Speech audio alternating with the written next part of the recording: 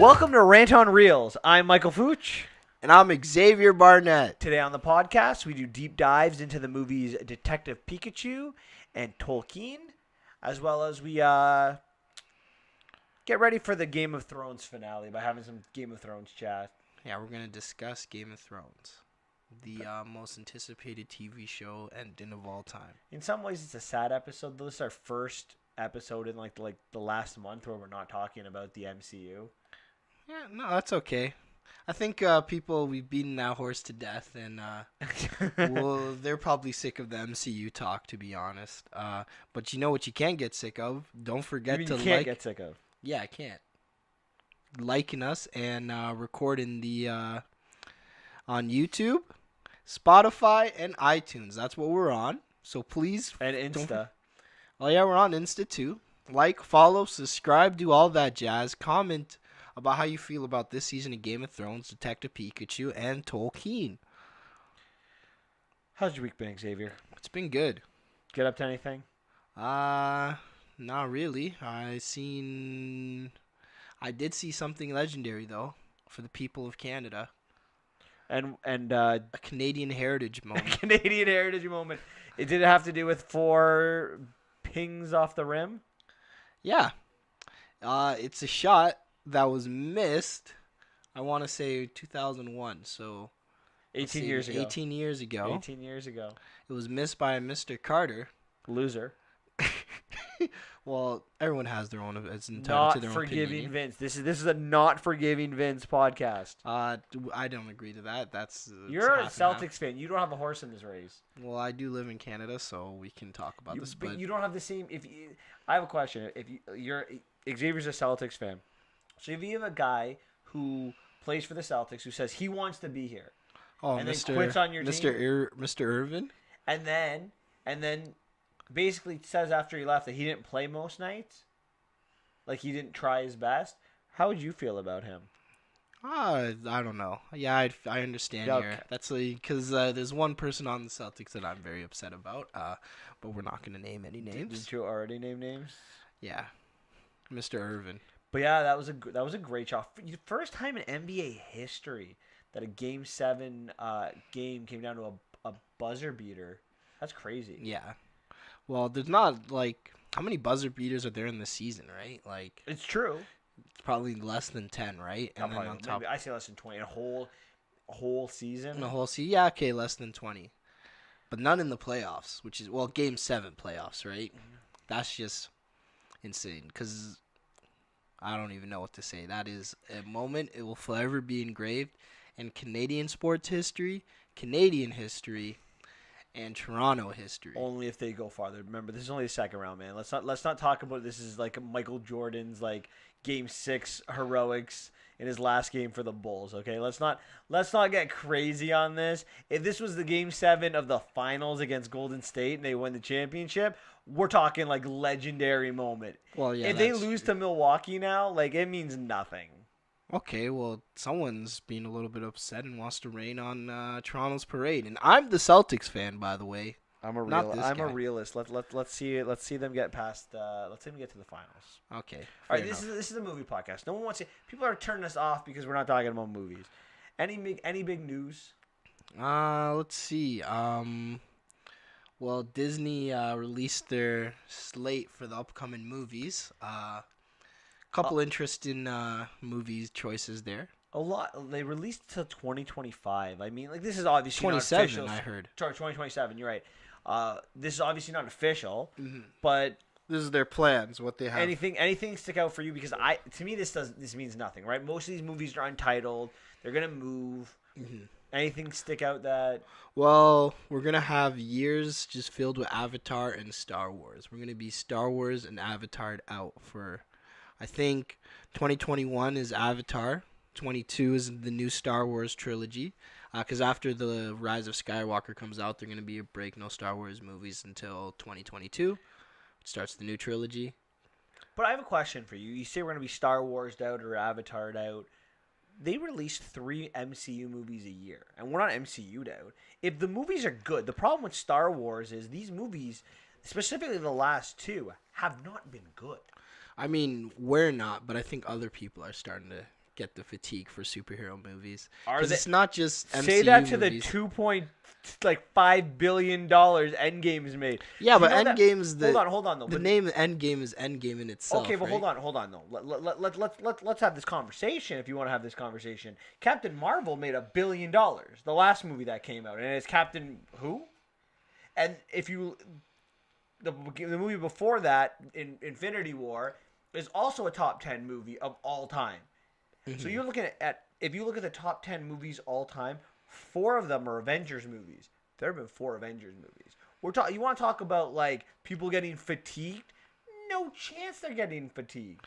I think it'll happen eventually. Hold on. Eventually, yes, but you're saying that it's a guarantee. Releasing one Star Wars movie every 2 years is no guarantee there's going to be fatigue if the movies are good.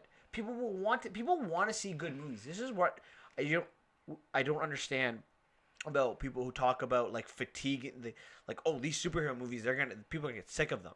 They will get sick of them when they start being garbage. Oh, look at you! Correct yourself, Mr. Captain America. Thank you very much. But if you think about it, like think of it from, I'm trying to think of an example, like a Batman example. At the Dark Knight movies, we were excited to see them. And then we got Batman versus Superman. We're like, well, if Batman doesn't come around for a while, we might be okay. It's all about, are the movies good? Were you excited to see the Amazing Spider-Man movies? No. Are you excited to see Far From Home? Yeah, Why? I would say. Because Spider-Man done right. That's my point. For me, I'm not fatigued. I'm just saying other people. Me, I can keep them coming. That's all I'm saying. Look at the money. 3 of the last 4 are over $1 billion. Yeah, but and Ant-Man and the Wasp wasn't designed to be $1 billion movie. Yeah, no, I understand. And the movie before Infinity War was Black Panther, which made more money domestically than Infinity War did. Are we really getting superhero fatigue? Yeah, but you got to think about Black Panther and Captain Marvel were marketed a lot more than Ant-Man and the Wasp. Same with everyone wants to see Far From because they kind of want to see what happens with Endgame and what the next steps are after Endgame. What I want to just mention is a lot of people kind of just watch the Avengers movies. A lot of people skip the other ones, right? Like Ant-Man and the Wasp. People are like, oh, what movies do I have to see to watch the Avengers? The Avengers is always going to make money because it's the main selling point. Okay, and but if we look at Ant-Man and Wasp, we can agree is not designed to make a lot of money. Yeah. But Captain Marvel made $1 billion. But those were marketed a lot more than Ant-Man and the Wasp. Well, but that's not the point. We're talking about fatigue. People are getting sick of them. If you market a movie, doesn't mean people are going to show up to go see the movie. Yeah, fine. All right. Mm-hmm. We'll discuss this another time. It's funny that we're not going to talk about the MCU, and here we go talking about the MCU. Well, Marvel fanboy over here can't. I believe we established 2 weeks ago that you are the bigger Marvel fanboy. We do have some sad news today. Unfortunately, today Doris Day died. You have no idea who that is, do you? No. Doris Day was like into some rom-coms with Rock Hudson. Don't know who that is either. She did some movies with Jimmy Stewart. She's famous for the Que Sera Sera song. Nope. The Man Who Knew Too Much. No. Nope. Told you. If in the movie Grease, in the Sandra Dee song, like "Look at Me, I'm Sandra Dee," they say like Doris Day. No. There's a mention of her. I think I may have heard her name one time. She was 97, but rest in peace, Doris. You will be missed. Any other news? No, I think that's everything. All right, shall we get started then today? Yeah, let's dive into, what is it, Detective Pikachu? Detective Pikachu. Before we get into this, were you a Pokemon fan? Yeah, I was. I played every game, and I'm probably going to play the new one that comes out this year. Like, are you how big of on a scale of 1 to 10, 10 being like the biggest geek of Pokemon, where do you stand? I'd probably say I'm about an 8.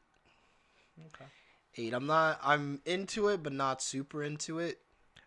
Were you excited for this movie? Not gonna lie, after seeing the trailer, I started getting excited just by seeing. For me, I liked seeing how the Pokemon would look in the real world, and I really liked the palette and the aesthetic they went for with this movie. Okay. Well, let's get into our opening thoughts on Detective Pikachu. We'll start with you, Xavier.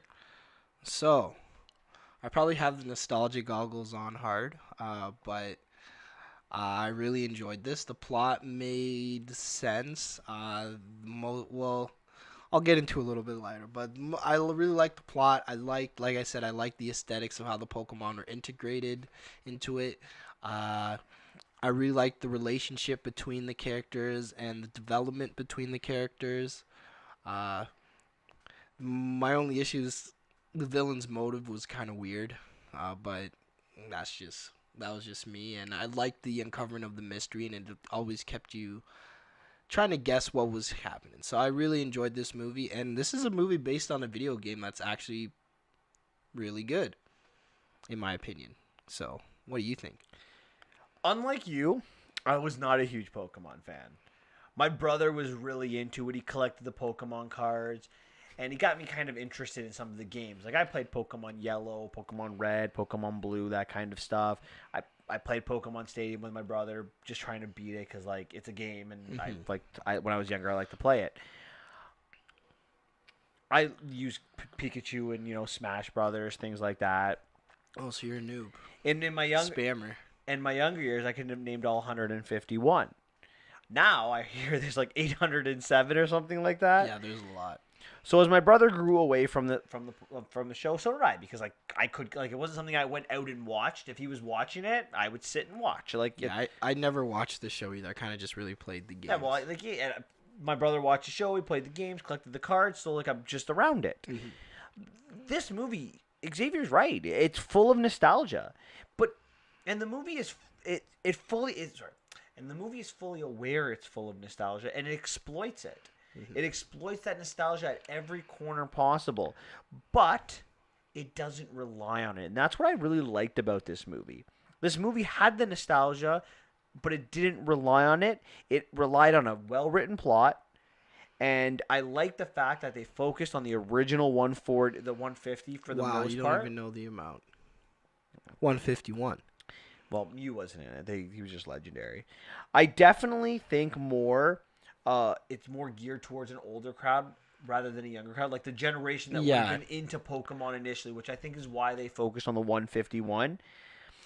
Personally, I was a little hesitant when I found out Pikachu was a talker, but I think the movie does a really good job explaining it, and I can get on board with it.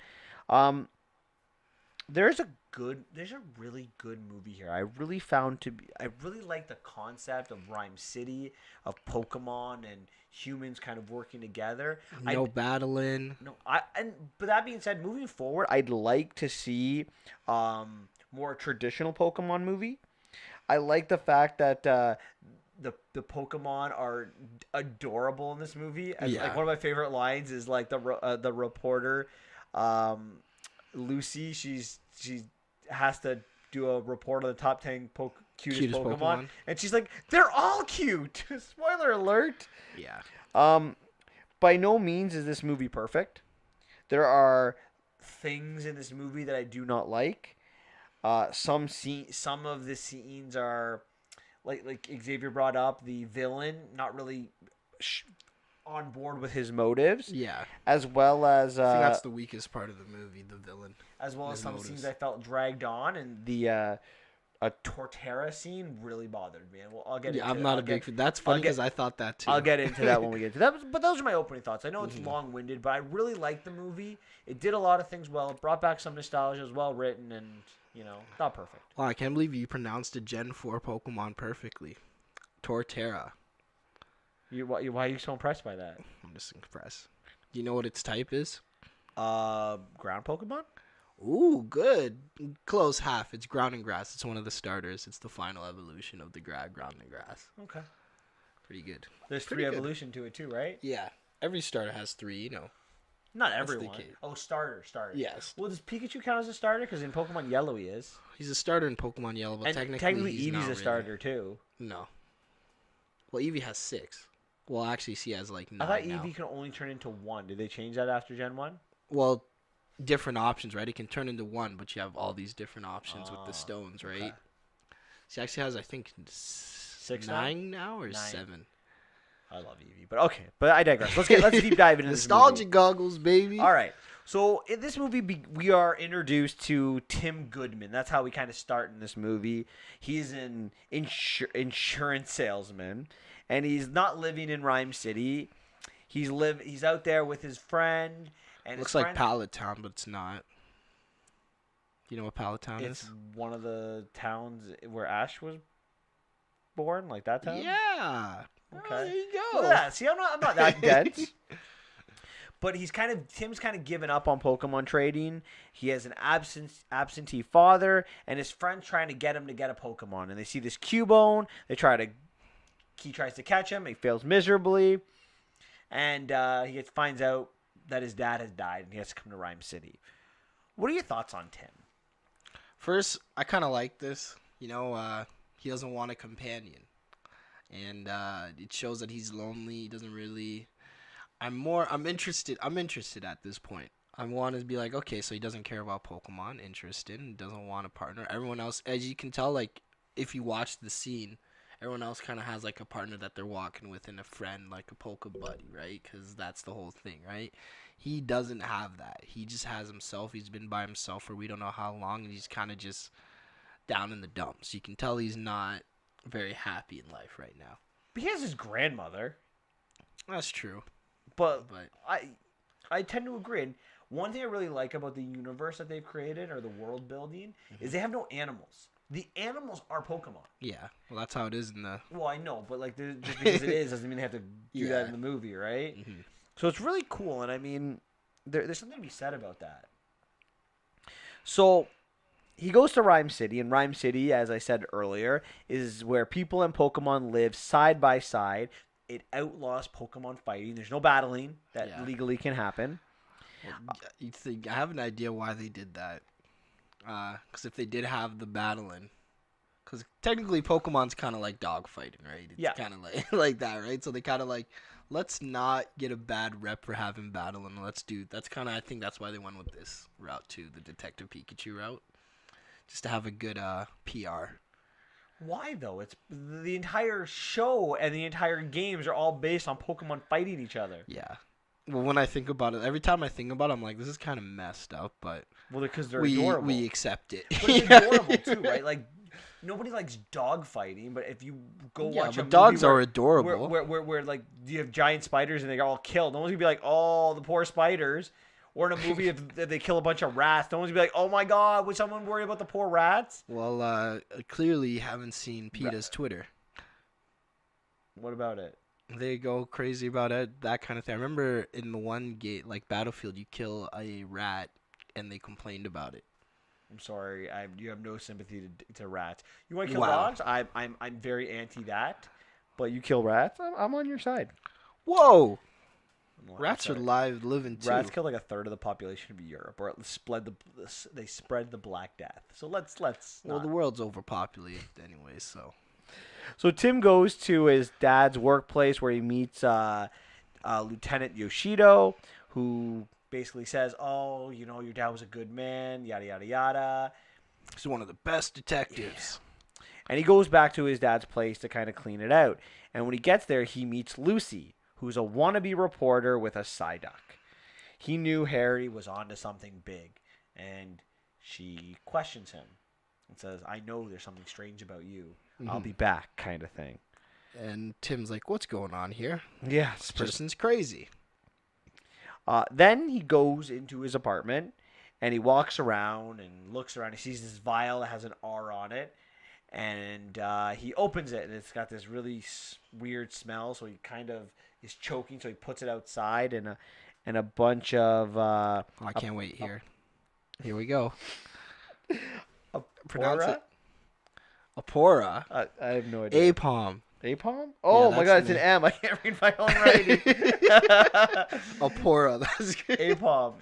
A bunch of Apom. This is gonna be a fun podcast today. A bunch of Apom smell it, and their eyes kind of go crazy. And as Tim continues to walk in this apartment, he sees like a shadow, and it turns out to be Pikachu. And this Pikachu can talk. And he loses his mind. He's like, "What's going on here? Pokemon can't talk. Why are you talking?" And then they get attacked by these Apoms. and there's this huge little sequence where they're all running away from the APOMs. Mhm. What did you think was in the vial initially? Well, clearly I thought it was like something. I'm not gonna lie. I thought Team Rocket was behind I this. thought the same thing. Right? So I'm like Team Rocket. There's an there. R, Rocket. Yeah, It's the right? only thing that makes sense. And I'm just like, oh, I guess we should explain what Team Rocket is. It's the bad guys of Pokemon. They're a team. They're mean. They take Pokemon for greedy reasons, right? So I thought, oh, they're trying to they were trying to take over Rhyme City maybe because it makes lots of money and they want to make the Pokemon turn evil to like make them battle and stuff like that. No idea at that point. Exploit it for money, exploit it for Yeah. something. I thought the same thing. Mhm. I thought, it made sense for Team Rocket to be the villain. Yeah. Now, that being said, did you want to hear the song? What you mean the motto? Isn't it a song they sing at the beginning? No, it's prepare for trouble. It's like in the Yeah. statement. Oh, I guess so. I just consider I always consider the song. Yeah. Obviously I wouldn't say. I Would used you to just- have knew it off by heart, but I turned to Xavier at this point in the movie. I'm like, how are your nostalgia goggles? oh, it's hard. It was fully on as soon as I saw the first. Like when I saw at the beginning of the movie when it shows the birds, which is Pidgey and Pidgeot, I was like, oh, I'm in. I love this movie. when you see like Squirtle, all the Squirtles fighting in the Yeah. fires. Oh yeah. Mhm. It was like the first 5 minutes of Transformers, but way better. So I this is mean, the best, Bumblebee. Is this the best movie of the year? No. Did you think that the dad was dead at this point? So I know a little bit about the video game of Detective Pikachu, so I kind of knew. So for me, You knew the twist. I knew the twist. Okay, So I didn't think the father was dead, but then again, I don't want to say the twist yet for those of us who want to get us a deep dive or do the deep dive correctly. yeah. But I had a suspicion that he was alive. Mhm. So Tim and Pikachu decide they're going to team up, and they realize that Well, reluctantly, Tim doesn't really want to. yes, he doesn't, but Pikachu kind of convinces him your dad's probably still alive, so you should team up with me. And they reluctantly agree to work together, and Pikachu discovers the R on the vial, and they decide to go see Lucy because Lucy kind of onto this. Yes, he's been researching it and trying to expose it. Did you think at any point it was the vial that allowed him to speak to Pikachu? Like when he smelled the vial and that allowed him to speak to the Pokemon? No, I didn't. I thought he could. So the funny thing is, I literally just while we were discussing, I realized why he could speak to Pikachu, why he could understand why Pikachu was talking. That's something I didn't really fully look into until now. I just realized why he could understand. You didn't realize it at the end of the movie when the twist happened? No. I didn't look into it. I didn't think of it. So Oh. I was like, I was just thinking about how all the Pokemon looked the entire time. I'm not going to lie. But then I was like, oh, wait, that's why. So, told you, nostalgia goggles, baby. They were fully on tonight. I suspected it. My initial reaction was that was the reason. I was under the impression he could talk to all the Pokemon after he smelled it, but as soon as I realized he couldn't speak to the APOM, There you go. then I knew that it wasn't. But my initial reaction was that was part of the reason. How funny was it? Pikachu's addiction to coffee. Oh, that was hilarious. He's like, I need coffee. It made a lot of sense, though, after he's... The twist. Yeah. So they go to the station to meet Lucy, and at the station, we, the audience, meet Howard Difford and his son Roger. And Howard is the guy who started Rhyme City, and Roger is the guy who seems like a very big dick who kind of treats his father like crap. Yeah. And Howard is like sick. He's in a wheelchair moving around. Now, did you see this as a smokescreen right from the beginning? No. Oh, I didn't see it as a smoke screen. I thought it was, I was 100% convinced that Howard was a villain the first time I saw him. Wow. 100%. It wasn't even, to me, it wasn't even an option. To me, it's a smoke screen. Because this is the thing, right? When you're watching the movie, this is the first time we actually see these two characters. And we're not, seeing them through the lens of Tim, we're seeing them through the lens of an audience. So why show us that scene? That's To true. throw us off that Howard's this sweet, innocent, old, sick guy. Yeah. And Roger's the big dick who has a huge ego that wants to get out of his father's shadow. Yeah. But no, that's not what it is. So I was pretty convinced right there that this was a smokescreen and that Howard was going to be the villain of this movie. Plus the actor too, right? When you get a big name actor like that, it really helps out. But Bill Nighy is huge, right? Yeah. So they talk to Lucy, and Lucy says that the R is a drug that Tim's dad has been looking into. Yeah, researching. And they said there was an informant at the dock. So Pikachu and Tim, they go to the dock, and the informant is a Mr. Mime. And I'm going to tell you this. This is hands down the greatest scene in this movie. Okay? This scene is fantastic. They capture this Mr. Mime, and they interrogate him. But, like, they interrogate him. It's so funny how they do it. So, like, Pikachu's trying to play good cop, bad cop, and, like, yelling at the Mr. Mime. And the Mr. Mime's, like, just standing there laughing backwards. Just like, nothing's going to happen. But not saying anything because he doesn't talk. So then Tim gets this idea, like, let's mime it. So he opens this door to come in to, like, right to Mr. Mime. And he pours gasoline on him. And Pikachu's narrating this whole thing. Yeah. And, like, Tim goes to light the gasoline on fire, and Mr. Mime keeps blowing out the matches. Yeah. So he's like, okay, you want to play that game? So he goes outside the door with all of this gasoline, and he's about to light him, and Mr. Mime finally tells him everything he needs to know. Yeah. And then the match goes off. The thing I really liked about that too is the nostalgia. Is like when they first tried to walk in, they hit the door, so they had the attack. I believe it's barrier. There's two like things that create barriers, so that like blocks attacks and everything like that. So I love how they added that aspect in. There's so much little things they did with the movie that like me as a little bit of a Pokemon fan like just really enjoyed, and that's one of those things I also enjoyed a lot. Was that your favorite scene in this movie or no?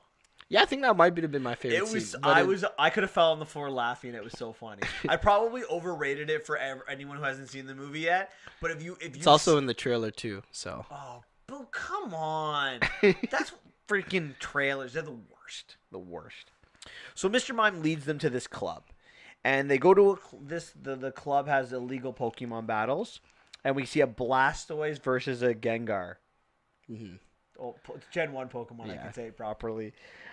Did you like the Gengar, fact that... don't you? No, I don't like Gengar. Oh, really? I thought a lot of people really like Gengar. I'm a Blastoise guy. I like Gengar, too. I like both. Did you like the fact that they added a Pokemon battle in this movie? Well, they have to. It's Pokemon. But you just said they were trying to play it safe and not have Yeah, but this was underground, so it made more sense, right? You can explain that they did something they weren't supposed to do. But did you... Okay, they had to do it, but did you like it? Like, was this what you were expecting in this battle? No, I wasn't expecting this, but I did like the battle. Of course I did. It's a Pokemon battle, live action. Amazing. Did you like the fact that Gengar beat Blastoise? No, but Gengar is a strong Pokemon. He is a strong Pokemon. But Blastoise is Blastoise. Blastoise is strong. I always had a Blastoise. The guy in any game I ever played, he was always on my Pokemon. The guy didn't train his Blastoise properly. Clearly, so it's the trainer's fault. My Blastoise it's always would the trailer's fault. My Blastoise never lost. Yeah, it's poison type. Just use a psychic attack. Well, ghost and poison. Sorry. So the owner of the club recognizes the Pikachu right away. So apparently, the last time this Pikachu and Harry, the father, were in this club, Pikachu beat the owner's Charizard. So the owner, Sebastian, wants a rematch. And he basically says that if you give me a rematch, I will give you all the information you want. And Pikachu accepts. And just before the battle... the owner feeds the Charizard this R drug that makes him crazy. So Pikachu gets in the ring and get ready to fight. The problem is he has this amnesia that we kind of forgot to mention, and he can't remember how to fight. He can't remember how to use his powers. His abilities, are they called power? All his moves, I guess, his attacks. So Tim has to come into the ring to save Pikachu, which causes chaos in this place because the owner falls and spills all of his Wow. Arvile all across. So every Pokemon goes crazy. Can I just say one thing Yeah. about this? So, in the lore, I guess Pokemon lore, if you stomp out a Charmander's fire, it dies. And we see Tim stomping the Charizard's head. So he tried to kill the Charizard. Do you think that was okay? Like, that's my. Would he know that though? You have to know that it's a Pokedex. It's common knowledge in Pokemon. But he's not a trainer. He's not. If he was a trainer, I'm with you. Okay. But the fact that he's not a trainer, does that? That's like knowing a bumblebee. We know, like, if a bumblebee stings and loses its stinger, it dies. It should be common knowledge for animals, right? If it's an animal, you should probably know You know that. the rules on every animal on this planet. Not every animal, but like at least the bumblebee. Like that should be a big rule. Okay, here's I think a fair rule. Do you know that if you feed a dog chocolate, they will die? Yeah. Do you think everyone on this planet knows that? Not everyone, That's but my a good, point, though. fair point of people I bet know you that. people who are dog people know that. I think people that live in probably Western civilization would probably know that. Maybe. I only found that out a couple years ago. I think Tim is... Really? Yeah, I'm not going to lie about that. Wow. I've known that since I was like 9. Wow. So Tim, he's not a good person. Wouldn't you, okay, if you were in that situation, wouldn't you try to kill the Charizard to save your Pikachu? I'm not trying to kill any animal to save another animal. Your animal, though. Would you not kill a dog to save your dog? No. I'd try to take my dog away from the situation. It is a Charizard, though. Yeah. That's going crazy because he's got this. Yeah, that's true. So, Pikachu's solution to the problem is hilarious. Yeah. As the chaos is going on, there's a Magikarp that that falls down in front of them. So he takes the Magikarp and throws it because it's gonna he's like, it'll turn into a Gyarados. Oh, he knows it. It'll turn into a Gyarados, and those are strong. And it's a water Pokemon. So, it doesn't right away. Mm-hmm. And then the Charizard kind of comes to, the effects wear off, and everything's good. But then it evolves into a Gyarados and blows them right out. Yeah, I think it's a water gun. But here's a question for you, because you talk about the tail. The tail, like any kind of water would take the tail out. That's the thing they never explain, like, because it fights water Pokemon all the time and it never takes the tail out. So maybe it burns forever. Like a Charmander, it can go out, but maybe not a. But a Charmander would fight a Squirtle and it could go out too. Yeah, I don't know. That's the thing, right? Maybe you have to actually physically stomp it. Water doesn't take it out. Yeah, maybe. Who knows? All right, that's something we gotta ask the makers of the show. So they get summoned, Pikachu and Tim, to go see Howard. And Howard tells them that your father's not dead, that his car, when it crashed, he survived, and this Mewtwo took Harry. Mm-hmm. And Howard says that his son is planning something evil, that Roger is actually evil. Yeah. Do you believe Howard for a second? That part I didn't believe Howard. Plus, okay. We also have to mention that he has a Ditto servant that transforms. We don't know that yet. Yeah, we do. We do? It transforms into a person and pushes his wheelchair in the first scene we meet him. Oh, we knew that it was a Ditto right off the bat? Yeah. Oh, I didn't see that. Like you didn't see the Ditto transform into a person and push him when he left. No, I didn't. I want to rewatch the movie just for that. Yeah, so that's why they made that hint. So that's what it. Oh, I just assumed he was bad from the beginning. Yeah. So Tim, Lucy, Pikachu, and Psyduck, they go to a lab, and on the way, Pikachu has to give Psyduck a foot rub because apparently Psyduck is like a bomb that is going to go off. Like he's threatening people because I think he has it's not a psychic Pokemon, it's water. When he evolves, it's psychic, but it has some psychic powers, and it always has a headache, and if it stresses out, it kills people's minds. Did you not think this Psyduck was adorable and hilarious? I loved this Psyduck. It was funny, it was cute, it was great.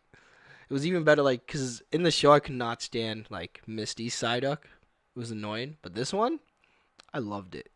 It was great. I like Psyduck again.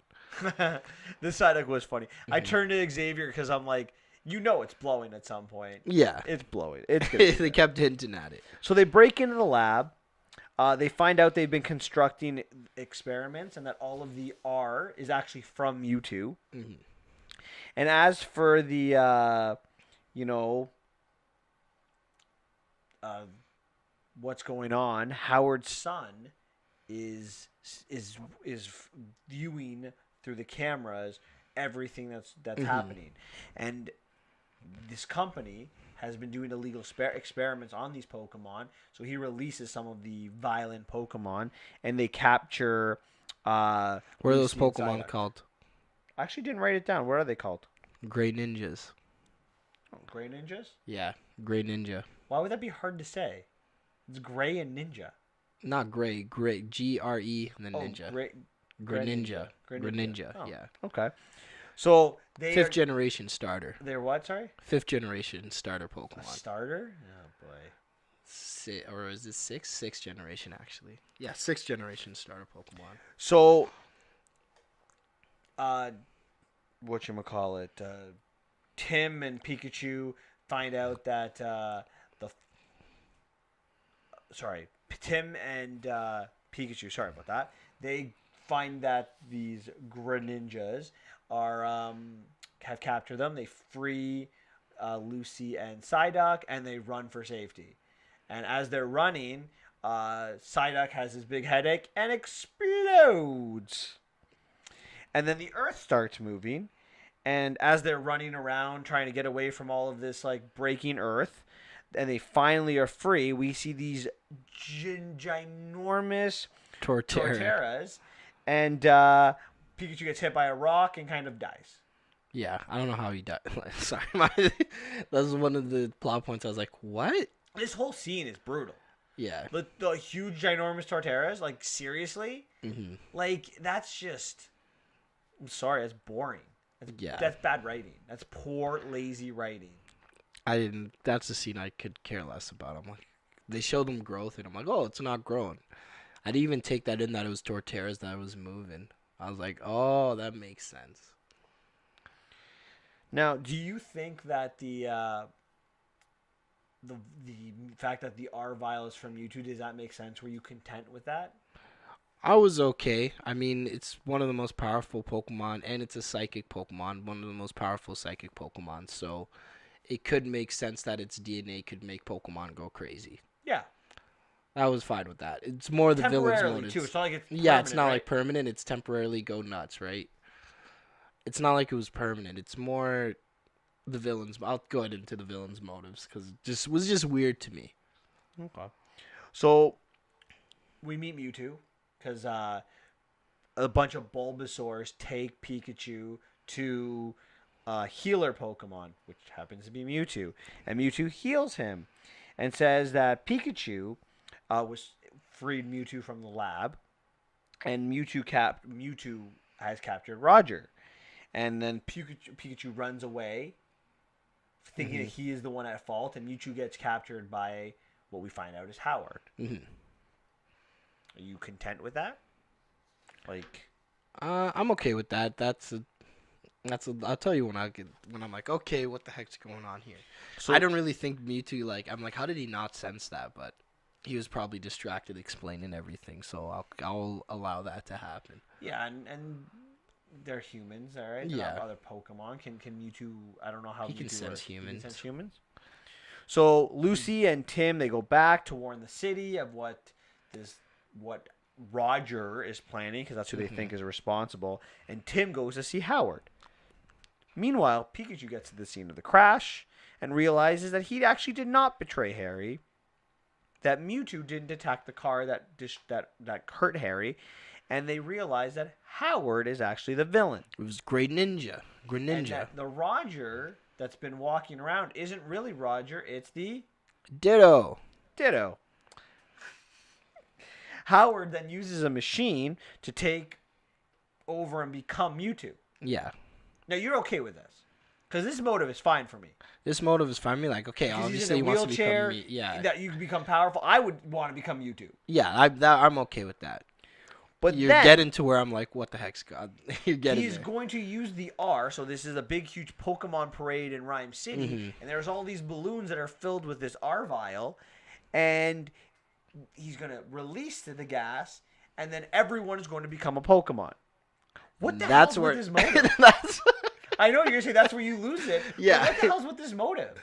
I have no idea. Like that part where I'm like, why? Like, why would I understand why he wants to be Mewtwo, but like, what if I get like Magikarp? I don't want to be a freaking Magikarp or like a Psyduck or anything like that. I'd rather be a human. Poor Lucy, she's stuck being a Psyduck, right? You know, like it's not like Pokemon live forever. Pokemon live and die just like humans do. So there's no real incentive to be a Pokemon unless you want to be Mewtwo or like a legendary Pokemon. I wouldn't even want to be a Charizard. Wow. I could fly if I was a Charizard at least. Yeah. Well, but no, I'd want to be a Mewtwo, right? Like that, Mewtwo or Mew or like an uber strong Pokemon. Yeah. But it just, I felt like, why do this though? Like he's like, we're all gonna be Pokemon and we're gonna live in this Pokemon city. But like, what benefit does that have for people? Yeah, like how you guys gonna eat, find food? You know, like some Pokemon eat other Pokemon, so now you're gonna have people eating people. I wasn't. That's when the motive was like, okay, no. I just don't see the point to it. Like at the end of the day, why do you care what other people do? Yeah. Like you want to be a Mewtwo? I'm on board with you. Like I totally accept and appreciate that you don't want to live in a wheelchair and you want to be like a flying like this completely strong Pokemon. But like you can't tell me what benefit does it have for society? Yeah, I don't know. Like you can't tell me like I think he thinks Pokemon are more powerful beings, so like why not be a human? But like you're telling me a Magikarp's more powerful than like a regular person. If Pokemon were more powerful than humans, then humans wouldn't be able to capture Pokemon. Yeah. Well, that's what he thinks. I'm assuming that's what he thinks, but he's not thinking that logically, right? Yeah, I'm with you. I think this was a poor choice. Yeah. So then we have this huge battle. So the Howard Mewtwo starts turning all the people of Rhyme City into Pokemon. And Pikachu arrives on the scene and he fights Mewtwo. And he starts to remember how to use some of his abilities. And Tim is able to use the R-Gas to subdue the Ditto. He then unplugs Howard and restores Mewtwo to Mewtwo. Yeah. And then Mewtwo restores the people to being regular people. Mm-hmm. Did you like this final battle sequence? I mean, I didn't know. Like, I thought the final battle was okay. I wasn't like I liked how the way he just distracted the Mewtwo and then was able to have Ken pull the thing out. The thing I liked about the battle is the Ditto couldn't match the face of the people that it copied, which is a little Easter egg to one of the episodes with Ditto where this Ditto, no one liked it because it couldn't fully copy a Pokemon. It always had its flat face. So I was glad they added that to the regular thing so that you knew it was the actual Ditto and not the person.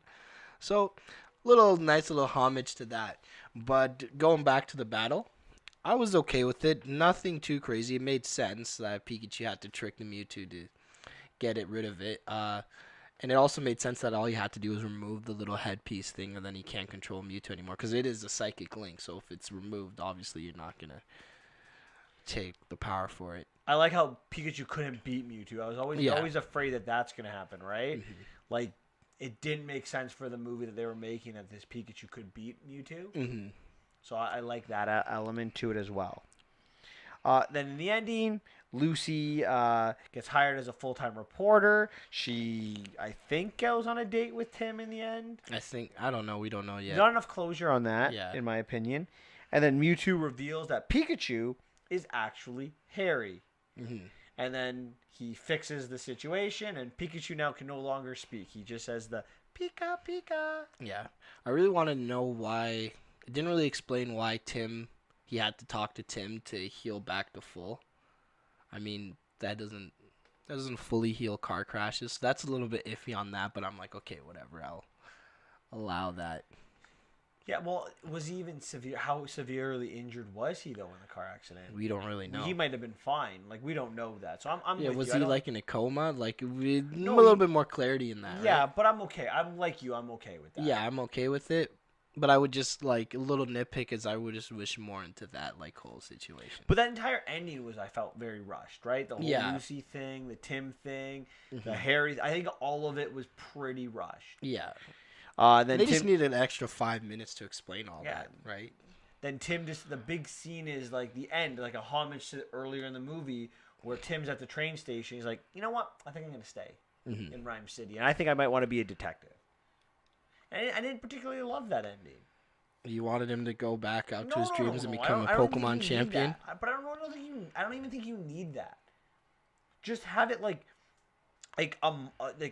2 months later, him just like out to dinner with Lucy and him becoming a detective. I don't need that. That homage to the first part of the movie. Oh. You want to talk about how you could have ended the movie better? That's how, right? Hmm. 2 months later, and him having you know dinner with Lucy, and then getting a call from his dad, who's now his detective partner, Hmm. and then he has his own Pikachu as well, or a different Pokemon. No, I can't have a Pikachu. It's that Cubone that he saw. No, I don't like the Cubone. Why, you don't like Cubone? What's wrong with you? Why, because it wears the skull of its dead mother? Just let it live. It's sad, okay? It's lonely. No, you should get Cubone's stronger than Pikachu. It's a ground type. Electric attacks are Yeah. ineffective. It's true. You are right on that. So But water types mess I it was, up. I was gonna say get him a Squirtle or a Charmander. That's what it should have been. Not true. Or Eevee. Or an Eevee. That would have been nice. Everyone likes Yeah. Eevee. All right. I just have really one question about this movie. Would you like to see a sequel to it? I'm okay with not being a sequel. I'm happy with what I've seen. I don't want to. Me personally, I don't want to see like a journey, like an Ash Ketchum kind of storyline involved. I don't know if they can do it right. I like that it was a spin-off, and I think that's why it worked. I don't think the regular Pokemon story would work in a movie setting. But don't you think they could do it slowly? Like, how many badges are there? There's 7 badges? 6? 8. 5? 8? 8. I was close with 7. I Yeah. went the wrong way. There are 8 badges, right? You don't need to get all 8 badges in the original movie. To me, if I'm making an Ash Ketchum type movie, I'm going to make it the first movie, the first hour and a half to 2 hours, the first badge. That's it. Because I want to create my rivalry with my With Gary. Gary, whoever it's going to be, and I'm gonna make my relationship with the Pokemon, catch a couple Pokemon along the way to kind of set my base, set up my world building, right? That's the key to making a good movie is like that, where you want it to be 5, 6 movies, is setting up world building. And you can't have every movie be like $1 billion. You have to make movies. Some of them need to be smaller scale. You have to build your universe. And if you make that movie with just one badge, that's it, right? It's about setting up your rivalry, getting your badge, getting your Pokemon. You can do that. Okay. But what would you do after? That's the thing. 'Cause everyone he has to get a badge. Are you going to show the championship? 'Cause it's all just really battles. But you create other stories, right? A journey is more than the badge, right? Mhm. Every movie could have something that he has to deal with. You could have in the first movie again dealing with relating to your Pokemon. Okay. In the second movie, it could be Dealing with learning how to grow or something like that. yeah, or... having other issues, real life issues. Have a love story in one of them for all I care. We don't need that. Dealing with your rivalry, right? Like having like in the second movie your Gary character, or introducing Team Rocket. having Team Rocket in one or two of them, right? Not in everyone because that's too much. But in the second movie, there's your side story. Maybe Team Rocket interferes in one of your badge battles, so you don't get it, and you have to come back later in the movie. Or in the third movie, I maybe do it differently. Maybe I would have Brock be my third one, and then him lose at in the beginning of the movie. So he has to learn how to, or find like a Squirtle or something like that. Maybe that's your second movie. So in the first movie, it's about him building his relationship with building a relationship with Pikachu and something else. And your second movie, Pikachu sucks at beating Onix or whatever. That's mean. Pikachu doesn't suck, but it's a ground and rock type, so it can't do it. So, but what I'm saying is, so he has to find a way. He doesn't have to win every battle either. Yeah, no, that's what I liked about the TV show. Ash doesn't win every battle. Exactly. He learns. Just the one thing I do not want to see, though, which I hated about the TV show, please don't give out your Pokemon for free. Yeah, he does that all the time. I know, I can't Like, stand that. Can't stand that. That is like he trains them all, and then he's like, "Yeah, let me just get rid of all of them and put." Well, he puts them back with Professor Oak, and then he brings them back whenever he goes to a championship. Like when he goes to a championship for the next region, that's when they come back. But yeah, so I don't know. But you see what I'm saying? Yeah. So there are ways to do it. You just have to have the right writers who are passionate about the material to create a good world. Okay. And we see it here a little bit. And maybe Tim's not your guy. I don't think Tim could care. I don't think that actor, what's his name, Justice Smith. I don't think he could carry 8 movies. No. I don't really think he did a good job carrying this movie, to be honest with you. Yeah, no, He it was was more okay. Pikachu. It was Ryan Reynolds. Yeah. You know, and I thought Catherine Newton, who played Lucy, was fantastic too. I didn't care about anything. I just cared. The Pokemon carried the movie. Exactly. You don't really need a strong lead for that. You do. If you're gonna make it, for this movie, you don't. For this one, yeah. If you're making a hero's journey, absolutely. Then you need a strong lead. All right. Anything else you want to talk about? Just get what's his face, Tom Holland from Spider-Man. No, I don't know if I know who Tom Holland is. Okay. I don't know. I don't see him. Who'd you get? I don't know. Has to be young. Yeah, absolutely. It has to be someone like Bran from Game of Play Thrones. 16. No, Bran is. I hate that actor. Maisie Williams. No, she's too old. Now she's looking too old for 8 movies. You would go. Well, you can go girl. Why not? Are you sexist? No, I was gonna. I'm joking. I was actually gonna say that exactly what you're gonna say. You're gonna go that old, but you kind of said it. Yeah, no, she's too old. I don't know who I would do. I'd have to think about. Maybe the girl. Maybe one of the 8 kids or Stranger Thing kids. Oh, you know who could do it? The what movie did we just see with the Stranger Kid thing? What movie did we just watch recently with it? What's one of the kids from Stranger Things? Or no, the cute guy who was always getting hurt. His mom gave him all the pills. Oh, that kid. That kid would be a good kid for it. Yeah, no, that's true. All right, I have a question for you. All right. Would you want to live in this world? Yes. Okay, well, that answers my question. Are you gonna ask me why at least? Yeah, why? Because I think it'd be cool. I would love to be a Pokemon trainer. Yeah, I love animals, and it'd be really cool. I'd leave my house at 10 and just go straight to becoming a Pokemon trainer. I would not even think about it. But in this world, it'd kind of be messed up, right? Imagine being a 10-year-old just going to different cities by yourself.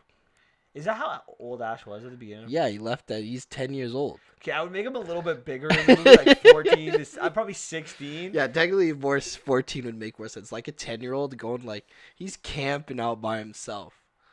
And he started by himself. The fact that he had Misty and Brock. How old was Brock then? Brock's I want to say 14, 13. He was already a gym owner. I mean, a gym trainer. Yeah, who was the gym trainer when he left? Like he left for years. Yeah, no. Well, I guess he has to go to the association because I don't know who is the gym trainer when he left. Same with Misty. Well, her sisters were there, but technically Misty's the gym trainer there too. Yeah, how old was she?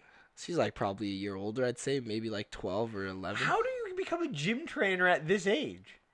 You just gotta be, because 10-year-olds were good at that. That's why you could become a 10-year-old.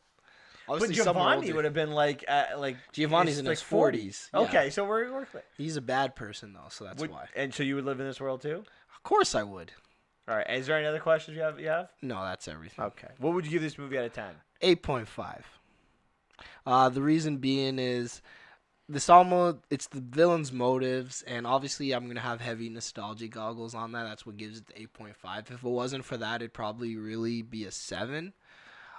7? You go that low, eh? 1.5 is 7 nostalgia? Yeah, 1.5 is nostalgia for sure. Just because of the villain's motives. That's my thing about it. See, I'm with you in a lot of ways that the third act is kind of... Yeah, the third act weakens it a lot, but the first two... It's good. I'm going to go 7.5. I'm not quite willing to give it an A, but I really enjoyed it. Yeah. Plus, you made a good point. Tim Goodman's not He's not an interesting character. He's not. He's not like super interesting. Like at first I was interested, but then he just kind of like. See, I like the character of Lucy. I was more interested in her story arc than I was in his. But and I liked. I was more interested in Pikachu. Yeah, obviously, everyone loves Pikachu. Yeah, well. That goes without saying. All right, are we done with this movie? Yeah, let's move on to the next one. All right, we're gonna talk about Tolkien.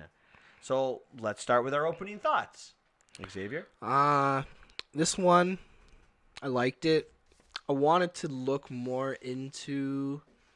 It made me want to. I always like it when a movie makes me want to look up and research what really happened in the character. That's what I like about biopics, because obviously it's all Hollywoodized and what really went down, what happened, and for me, it was a decent movie. I didn't know much about Tolkien, so this was a nice little.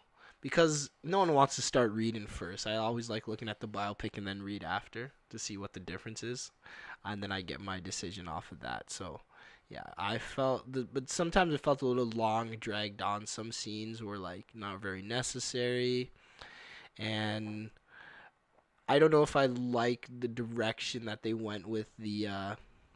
I'll explain it. They show him in World War I going back, and then explaining like what happened in the past and stuff like that. That's my first opening thoughts on it. This is a movie about the father of modern day fantasy. This is a movie who follows a man who served at the bloodiest battle of the First World War. And this is what they came up with.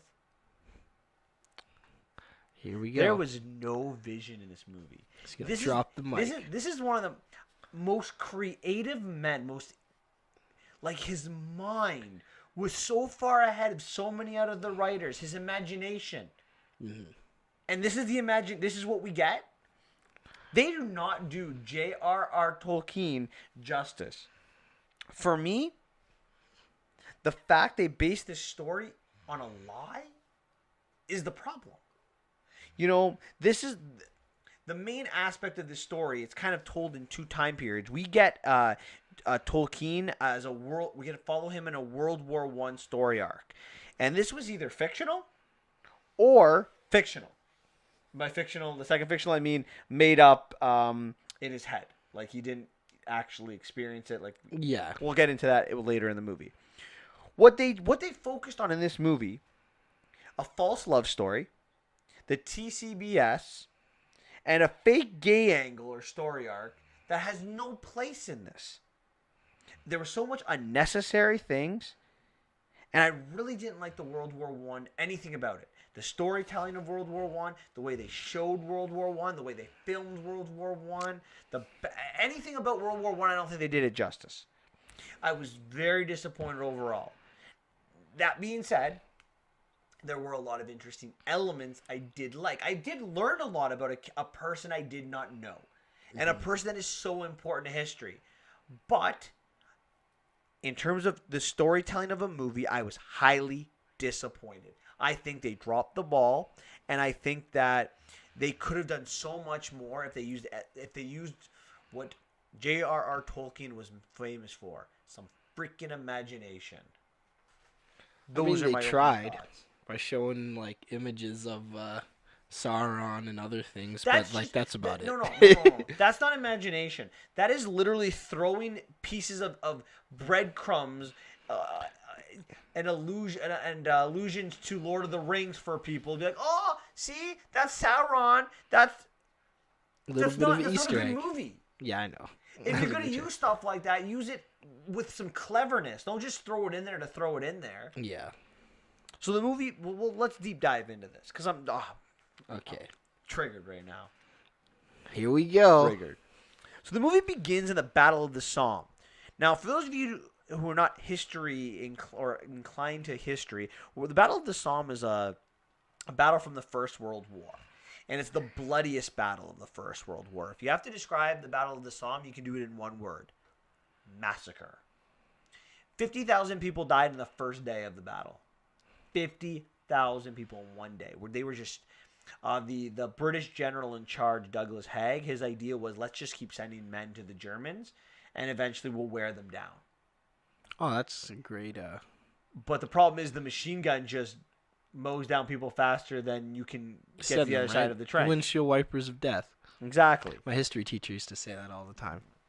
So, yeah, it was a brutal battle. A lot of people died. And he fought in this battle. Like, legitimately fought in this battle. There are stories there. What we get at the beginning of this movie is a sickly JRR. And he wakes up from his bed, clearly sickly, and he sees this letter, and he puts on a jacket, and he tells his buddy, Officer Sam or Lieutenant Sam, that he's going to the front lines. We don't know why yet, but he's going to the front lines. What? Like, what did you think of this intro? I know what I think. It is brutal. See, like I said, I didn't know as much as you, so I was like, okay. I'm like, I was wondering. I didn't like this approach because I kind of wanted to see how it started. How I wanted the movie to start kind of starts a little bit later, like when it goes back, does its first little flashback, I assume. See, I'm going to continue with this a little bit, even though I'm jumping ahead. We find out that he's going to the front. He wants to go to the front lines to find his friend, Jeffrey. My only question is, okay, let's say you go to the front and you find Jeffrey. What are you going to do? You can't bring him back. Mm-hmm. That's treason. Yeah. That's mutiny. If he's at the front lines, he's at the front lines. He has to fight. So you going to the front line, you going on this quote unquote journey, because that's what this movie's all about. His journey to the front lines. He just wanted to see if he was okay. It's so stupid. No, I agree. But then, after the first flashback, after he says he's going to the front lines, we get our first flashback, and it's to him leaving South Africa after his father dies, and he moves to Birmingham. I don't see the point of the scene. Like, it does nothing in this movie. No, it just wastes time. The mother scenes doesn't really. The priest guy went to South Africa there too. The priest, yeah, he's a family friend. Okay. He was rich. And Birmingham is in England. In England, okay. So they have to leave South Africa, and I don't understand the point of when he actually gets to England. Clearly, he's not happy to leave, but they don't actually talk about this. It's never brought up that, oh yes, I was raised in South Africa. I was homeschooled by my mother, and I learned how to read when I was 4, and how to read when I was 2, and write when I was 4, and I speak like 3 or 4 different languages. That never even came up. It's fascinating information. Yeah, but it doesn't even come up in this movie. What a brilliant mind. He was a brilliant mind. So I don't see the point. Don't start here. It's not the point to start. His mom ends up dying too in Birmingham, and then the father, Francis Morgan, who is a rich father and is a friend of the family, puts him in a school. King Edward's. It's like a prep school for like the rich and famous English, the upper class, and he gets put into a house because he doesn't own a house. He's a Catholic priest. Mm-hmm. And he has to maintain averages so he can go to Oxford. And the father is so he can be an Oxford man. Father Morgan is his like surrogate father. Mm-hmm. Again, I understand the point to show the father, so we get the girlfriend thing later. But Father Morgan has like 3 scenes in this movie. Yeah, he's not. I think you could have written him out. I don't think you needed him. Well, I guess they wanted him to bring the plot. Well, one plot point that happened. So I guess with the girlfriend. Yeah, that's it. But you don't need that in the movie. You didn't need to put that in there, and I'll explain why when we get there. Mm-hmm. But you do not need to put that in the movie. So he goes to this new school, and the prominent household was Miss Faulkner, and he meets the 3, or who will become his 3 friends: Jeffrey, Robert, and Chris. I have a question. Did these people actually exist? Yes, they did. This TC BS, it was an actual organization. Okay. Which I personally want to focus on, but that's just me. So they're mean to him at first, and then they become fast friends. They're all interested in the arts. And he also meets Edith. here's a question I have for you, something we haven't talked about. J.R.R. is not the only Tolkien. He has a younger brother. What the hell's point was he in this movie for? No, that's my question too. He never really. I noticed that he's not in the movie at all. He's like, "You guys are my brothers," and I'm like, "What about?" Like, I kept thinking in the back of my head, I'm like, "Doesn't he have a younger brother? Like, does he not care about that?" The younger brother has like 2 lines of dialogue, Yeah. and they're at the end of the movie. That's true. He's like a pointless character. He's there for what purpose? It's like he didn't even like his brother. Yeah, it He seemed spent like all it. of his time with these 3 boys And Edith. And Edith. We don't even see them have a relationship, to be None. honest. They Except have for they like share a room together, but that's about it. the only time that we see like them actually speak to each other is right before he gets sent to that lady's house, and then that's about it. That's about it. And then at the end of the movie, at when the end they're of the walking, movie, when he's talking with his family. yeah, So, you agree? Pointless. yeah. What were your thoughts on the TCBS? And that those of you who don't know what that is, it's the Tea Club Barovian Society. I'm not gonna lie, I think those are my favorite parts of the movies. I liked seeing the relationship between those 4 characters. I know you didn't care for it, but me, I actually enjoyed it. They didn't accomplish anything. The whole point of this group was to change the world. And they're friends. It's great. But it's so early in his life. I didn't want to see the early part of his life. I didn't care about the early part of his life. I mean, You feel like it focused on the wrong part. I'm gonna assume, like in the movies, it focused on the wrong parts of his life. It really did. I care. Don't get me wrong. You could have added things from this early on, but like they make these 3 friends like the most influential people in his life. Mm-hmm. But what about his brother? Yeah. What about maybe the events of World War I? Maybe that could have influenced. Yeah, that we don't actually see. Yeah.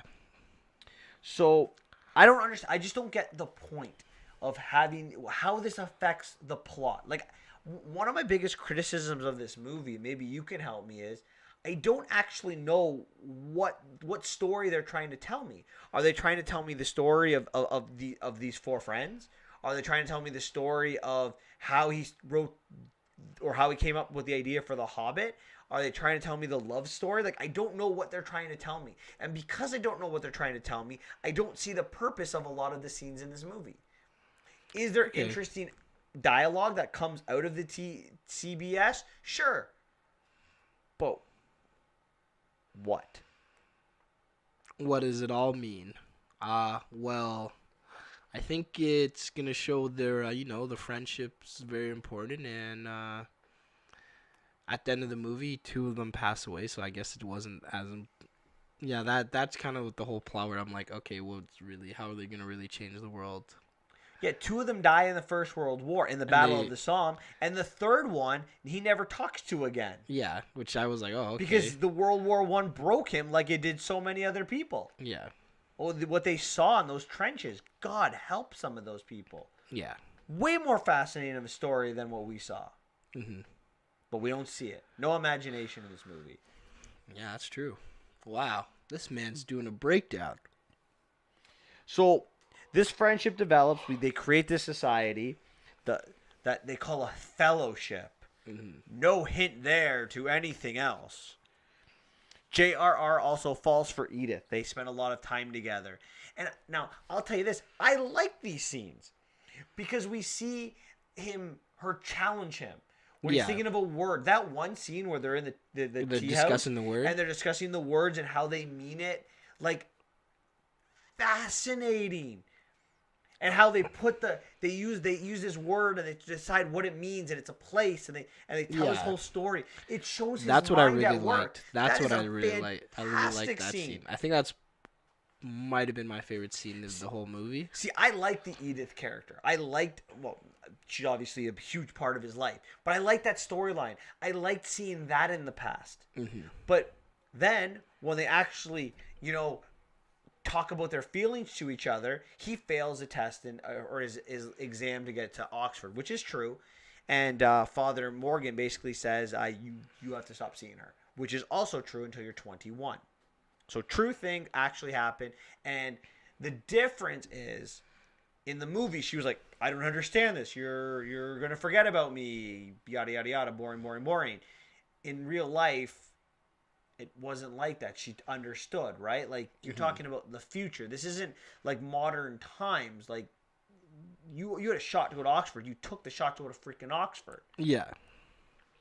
So she waited. So she didn't go and get married with anybody else? No, she does get engaged, but I'll talk about that in a moment, because I do want to get back to when she comes back into the picture.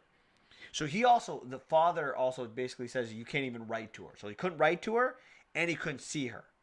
And he honored that, because in the movie they paint the father as a bad character. Like, the only times we see him, he's like criticizing you need to do this, blah blah blah. But in real life, like, Tolkien had a very like, he viewed Father Morgan as an actual father to him, right? He raised him, he took care of him, he respected him, right? And he honored his wish not to until he was 21, not to speak to her. Okay. So when he gets to Oxford, he's flunking out, so he switches to linguistics, and he finds out that Edith is to marry another man, which is true. But it was towards the end of this 3 years, because they never wrote to each other, and she was, I think, either 2 or 3 years older than him to begin with, and in that time, a lady that's 22, 23, 24, single, that's not married, people look at her the wrong way. Yeah, you get looked at the wrong way. You're out of your child rearing years, so like, it was a little bit different. So they made an engagement in case, kind of like a backdoor thing. Then World War I breaks out, and he joins the war right away. And Edith shows up. They kiss. They tell their love for each other. Yeah. And she tells him to live for me. Now, a real life situation. They were married before the war happened, and they had a child before the war happened. And Tolkien did not join the war in 1914. He joins it a year later, and actually was criticized for it, because, like, in that era, you wanted to join war. War is where you made your name for yourself. So, what do you think of the choice that they decided to change the time, to be wacky with the time, and have them marry after England? Because they're trying to make it Hollywood. You know how it is. I guess I couldn't. That's only some of the mind of the director. Maybe he thought, oh, this. I don't want to show that. It doesn't look nice. I want to create some suspense and have them cheat on her husband, I guess, to make it more, scandalous. See, if it were me and I were making this movie, this is where I would start my movie, with him shipping off to World War I, married with a child.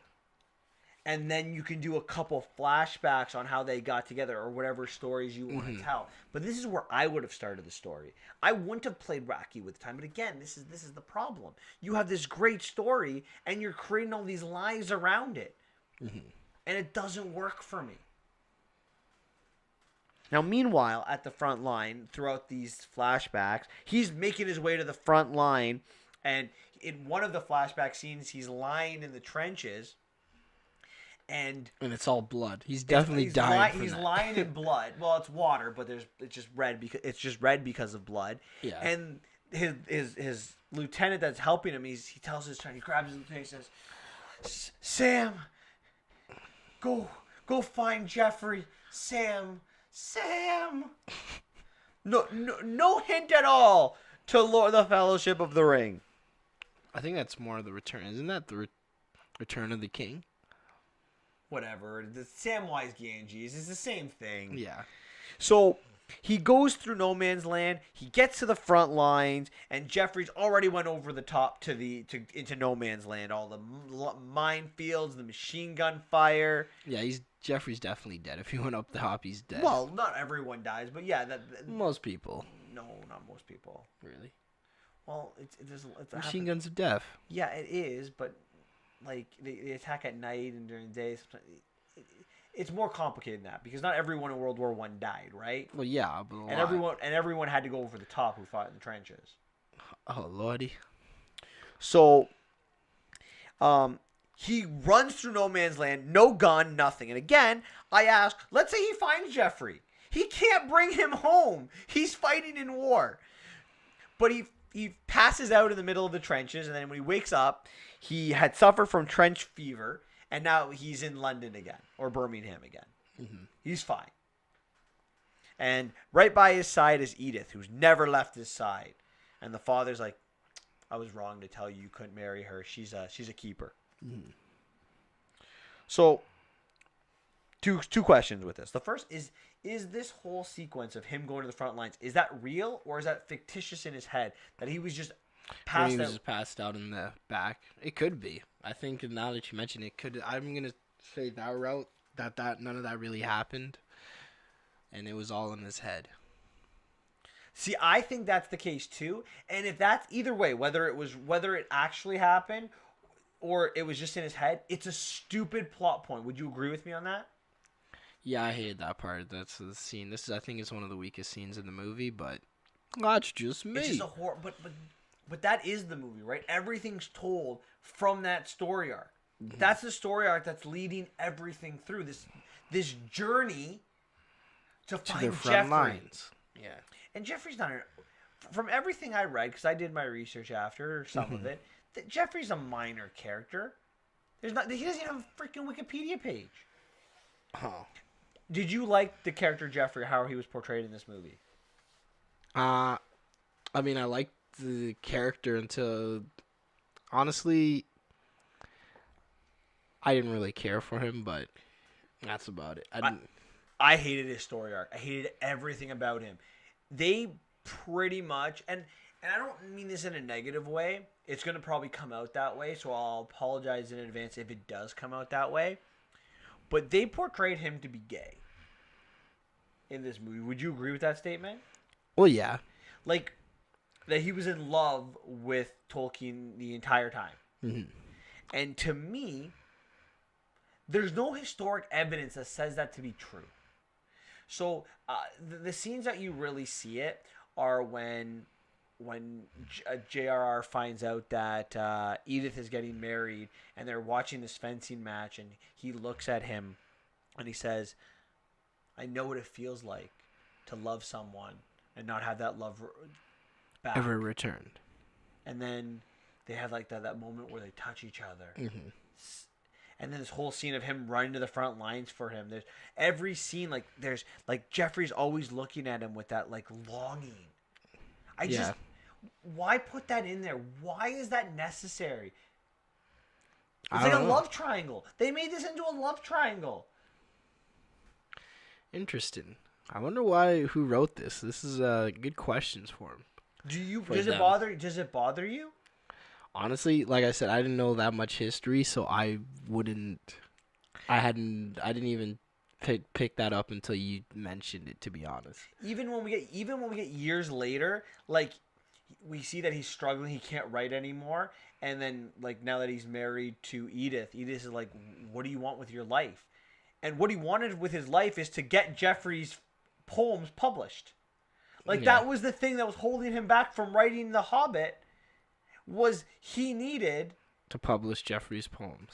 Think about that. Did he actually publish the poems? Yeah, technically it's from what I read, his mom did. He just wrote the foreword, but I don't know if he had a say in doing that. I don't know. He doesn't have any. There's no information on him.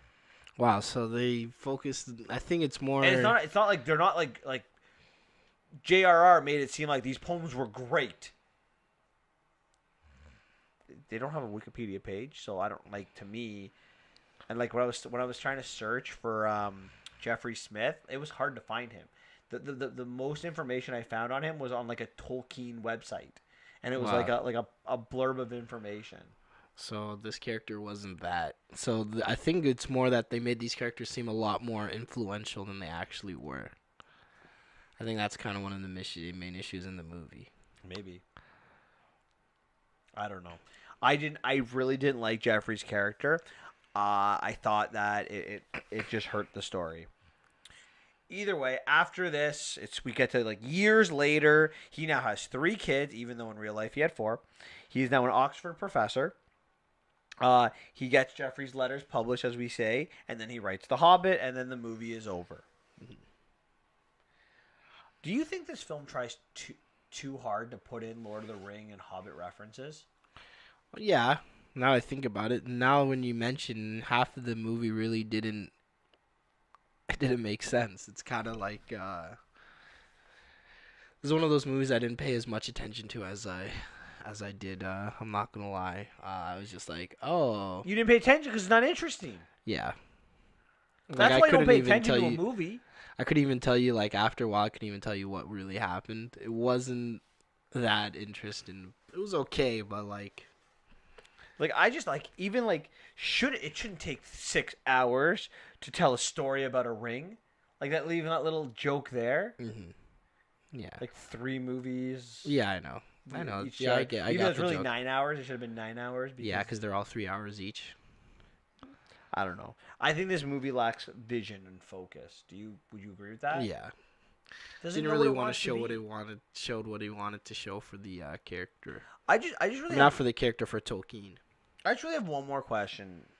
Do you think that the Tolkien estate, the family, like he has 2 children that are still alive, and then I'm assuming a bunch of grandchildren as well. Yeah. By the way, all the children have Wikipedia pages. Just gonna throw that out there. Okay. Well, Because- that makes sense. Well, 'cause they're Jeffrey important. Smith doesn't. That's why, and he actually wrote a book. That's all I'm saying. Does the fact that his estate, they don't like this movie, they're against it, they don't endorse it, does that affect now how you look back on this movie? Yeah, that also plays an effect. That means it's not as accurate as we would like. So, I mean, if you don't have the backing of the people that it's about, I don't know how powerful this movie really is. If you really want, I really agree. How does it not affect the way you watch this movie? yeah, Knowing that the family of this movie that's still alive. Now this is like great grandchildren. Like if this was a guy that was writing back in like 1830s, not the 1930s, yeah, I would have a different opinion. But the fact that you have 2 children still alive, they're like, you know what? We don't really like the way you approach this film. Gotta be honest. It definitely affects my viewing. I can't. I wasn't on board to begin with. I didn't like the way you told the story, and the fact that they're not a part of it. No. yeah. Wow, this is. I think my score is changing for this. Do you have anything else you want to talk about with this movie? No. No questions about it. Like now that I've kind of opened your eyes, there's nothing you want to ask me? I'm gonna look more into it about Tolkien, like I said I would. So I have to go look into it more. So it might even drop after I research more about it. All right. Then if you have nothing more, what is your rating on this movie? It's 4 out of 10. It went from a 7 to a 4. That's how You much had the this at a discussion. 7. I dropped you 3%. Yeah, from the discussion, I was like, wow, this is. So thank you for that. I actually 3%. You mean? Oh yeah, I guess that makes sense. Yeah, out of 10. It's technically 30%. Yeah. That's crazy. I'm glad. I'm giving it a 3.5. Because I really like although I spent most of the time criticizing this movie, I really do like Edith's character. I do like the chemistry between Edith and John Ronald Rawls Tolkien. I really do. I thought it was really good. I thought there were elements of this movie that I did like. It's just they have no vision, they have no direction, and if they could get any of that, it would be so much better. So much better. What story are you telling? Pick a direction, stick with it. I could have written a better movie. Then why don't you do it?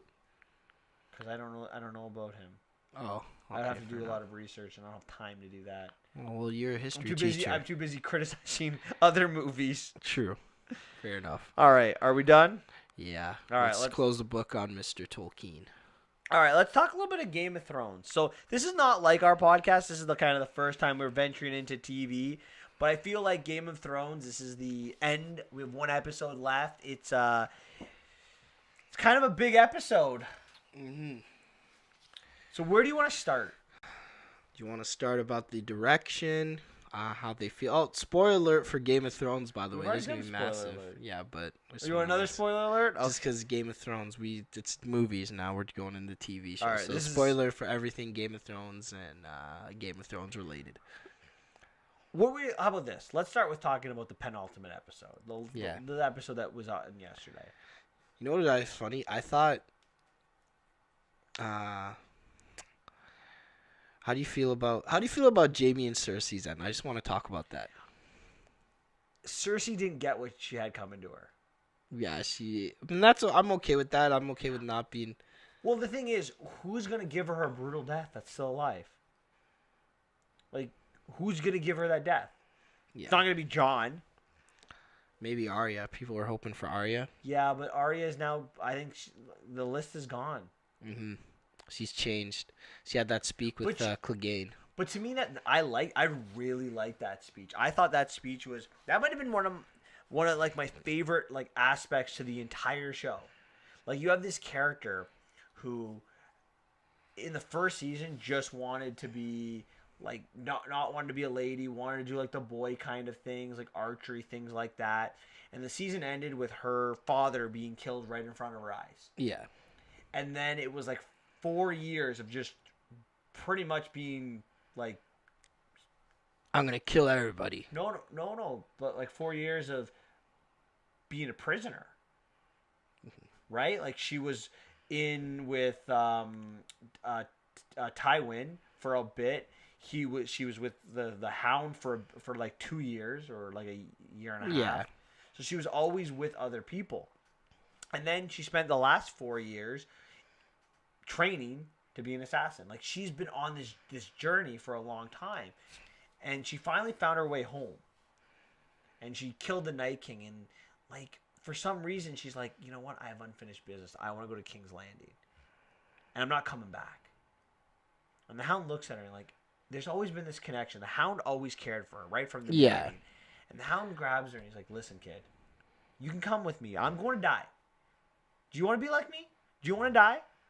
And it's like, you know how like most people don't listen when people talk? Mm-hmm. It's like she like listened. Like her eyes were like, I understand what you're saying. Thank you. Well, technically, that's what his whole life was. Revenge for... That's it, right? For Clegane, for his brother, for what his brother did to him. And his brother ruined his life. Absolutely.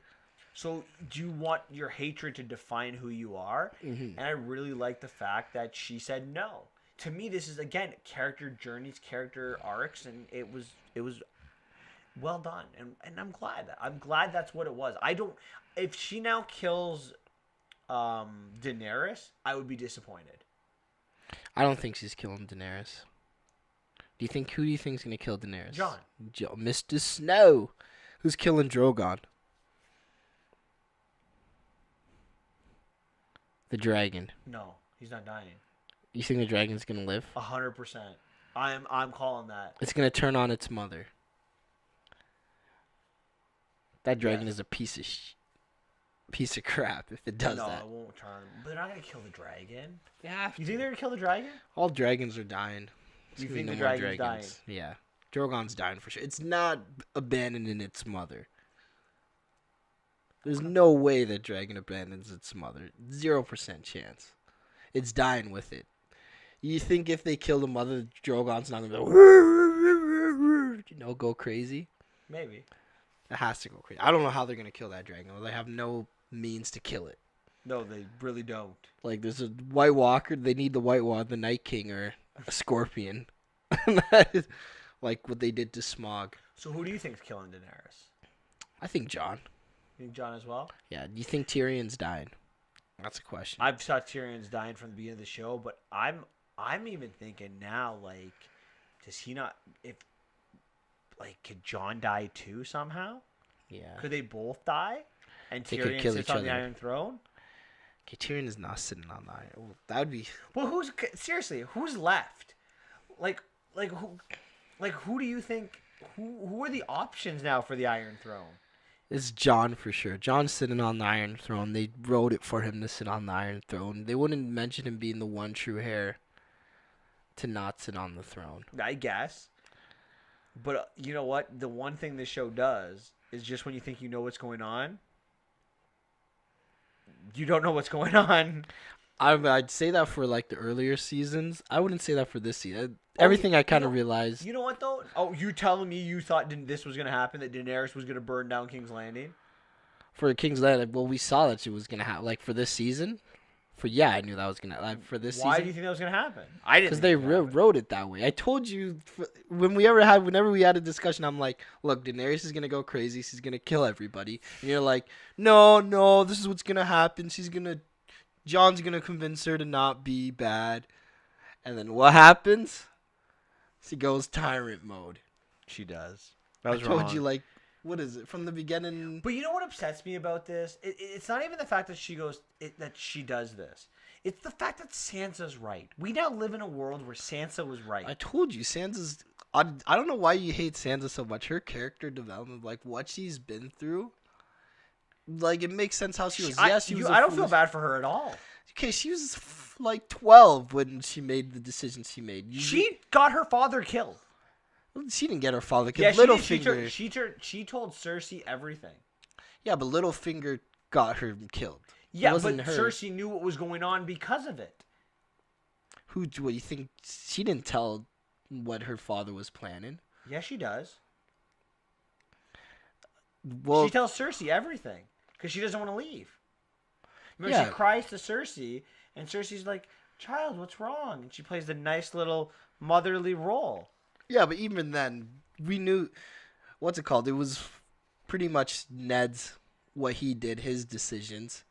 There was a way better way to go about it, not full on mutiny. I'm just saying, Sansa's the reason Ned's dead. No, it's not. 100%. No, it's not. Even before that, it doesn't even matter. They would have gotten out of King's Landing if it wasn't for Sansa.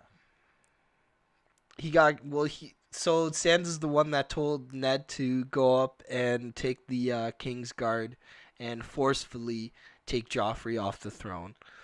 Ned's also came up to her and told her that because of his mercy, that Cersei, that I know Robert's not, he got Robert killed, by the way. He's like, I know Joffrey isn't your son, right? He told so she killed Robert because he knew. So he's like, I'm gonna give you time so you can leave. So technically, I wouldn't blame Sansa for that. Yeah, Sansa told Cersei, but Cersei already had she was gonna kill him anyways. No, she just needed confirmation. And the Everything- fact that they everything's captured Tyrion, the Starks already captured Tyrion. Ned was dying no matter what. It wasn't Sansa's fault. You can't blame Sansa for that, especially being 12.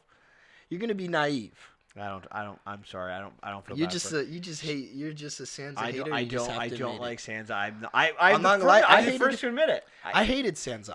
At the start I hated Sansa, but I rewatched the season, and knowing what Sansa becomes and how she became, like one of her best lines is, "I learned slow, but I still learn," and that's pretty much what her character is. Like the woman she is everything that she's been through. She was foolish and naive at the beginning. Now she suspects everybody. Yeah, she's so Littlefinger now. I wouldn't say she's Littlefinger. Littlefinger. You have to trust people, and I'm sorry, but I can rewatch the seasons, and you know she was a mean person. She deserved Joffrey. She was mean in season Arya, 1. To Arya. Yeah, just you for know what that's his sister. Yeah, you're just mad because he was mean to Arya. I like Arya too, but it's sister siblings quarrel. You weren't mean to your own sibling. Yeah, but Yeah, not to the point where I got my dad killed.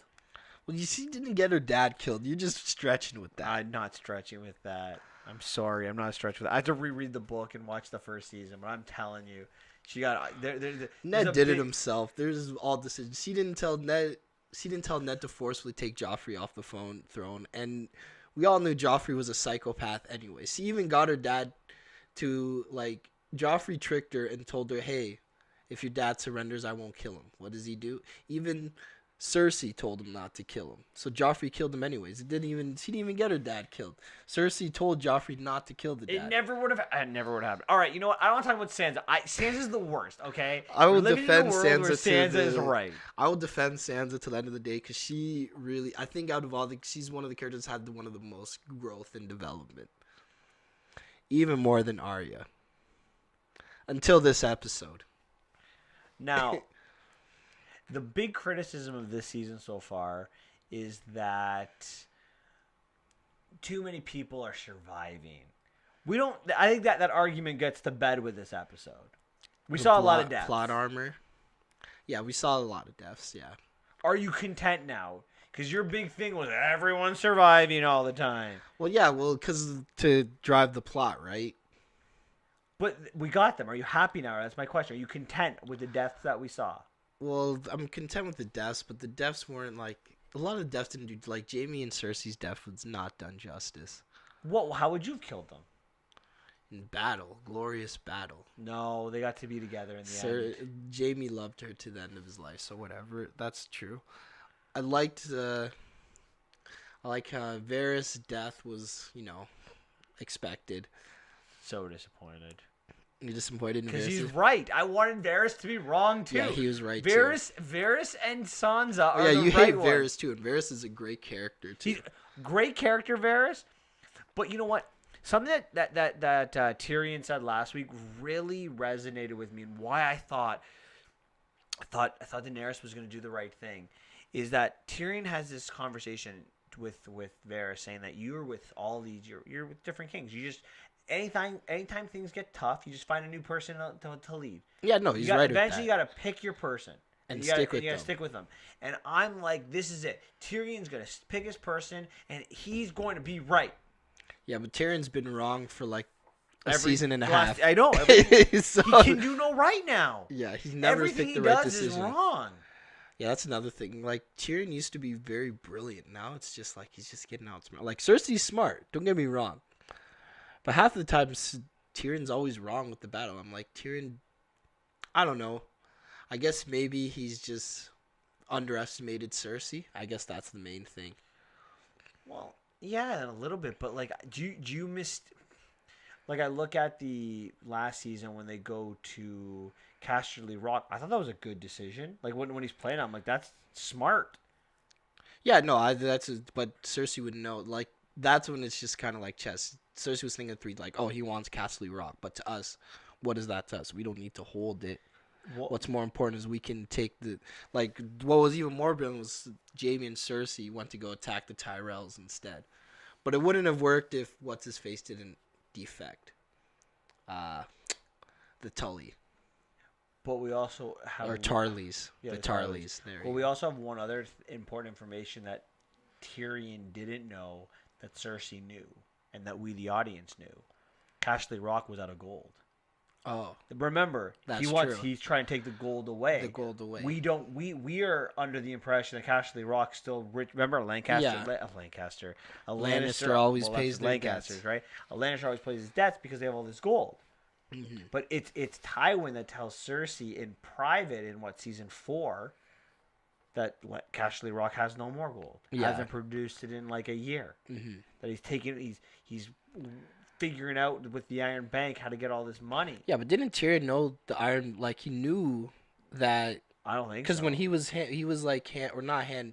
He knew that he had Littlefinger. He was the master of funds, and he knew that Littlefinger just took loans from the Iron Bank. Yes, but that was for the kingdom. Yeah, but not for he didn't know that the Lannisters were not producing money. He always assumed that. Remember, Tywin was keeping that tight-lipped. Mm-hmm. So I think that's part of the decision to go into Casterly Rock. Okay, fair enough. Interesting. I like that. I mean, I find this season, I'm not gonna lie, it's a little bit weaker, and the reason I think it's weaker because it kind of just feels rushed for me. Like, they're just rushing to end it. It's not as well thought out and sought out as I want to say the previous season, even season 6. Like, that was more thought out. The last 2 seasons seem a little bit rushed, and I feel like they could probably did another season. I know they only wanted to make it 7 seasons. Or 2 10-episode seasons. Or like 2 10-episode seasons as well. I feel like, yeah, the last 2 seasons needed to be 10 episodes to properly finish the explanation for that. Well, I agree with you, and I look at this season as an example. Like, there's so much more they could add to this. Yeah, right?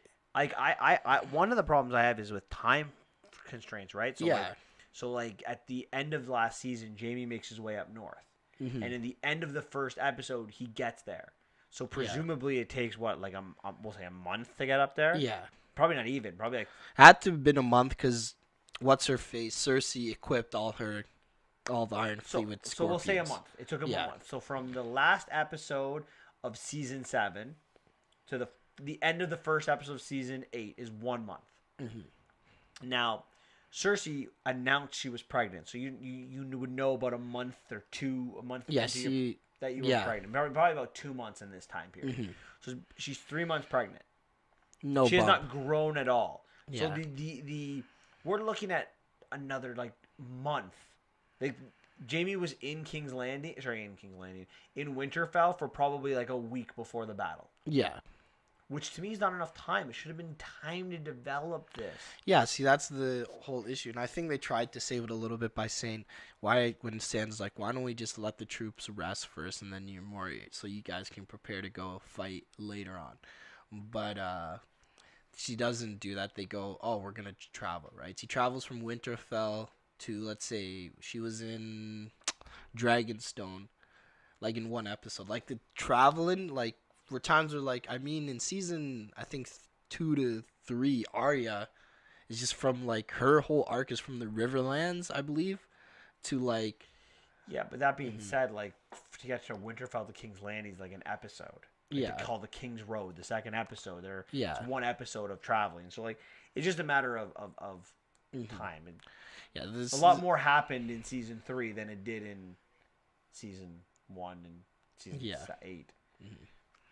Plus, flying is always a quicker way to get somewhere. Yeah, obviously flying. I understand flying. Like even boat. My one question with season 7 is like she flew from, I don't know how fast that is, but I guess actually no, those dragons are fast. Like they can fly from Dragonstone to all the way to like, I don't know how deep they were in when they went to the past the rock. Yeah, I don't know.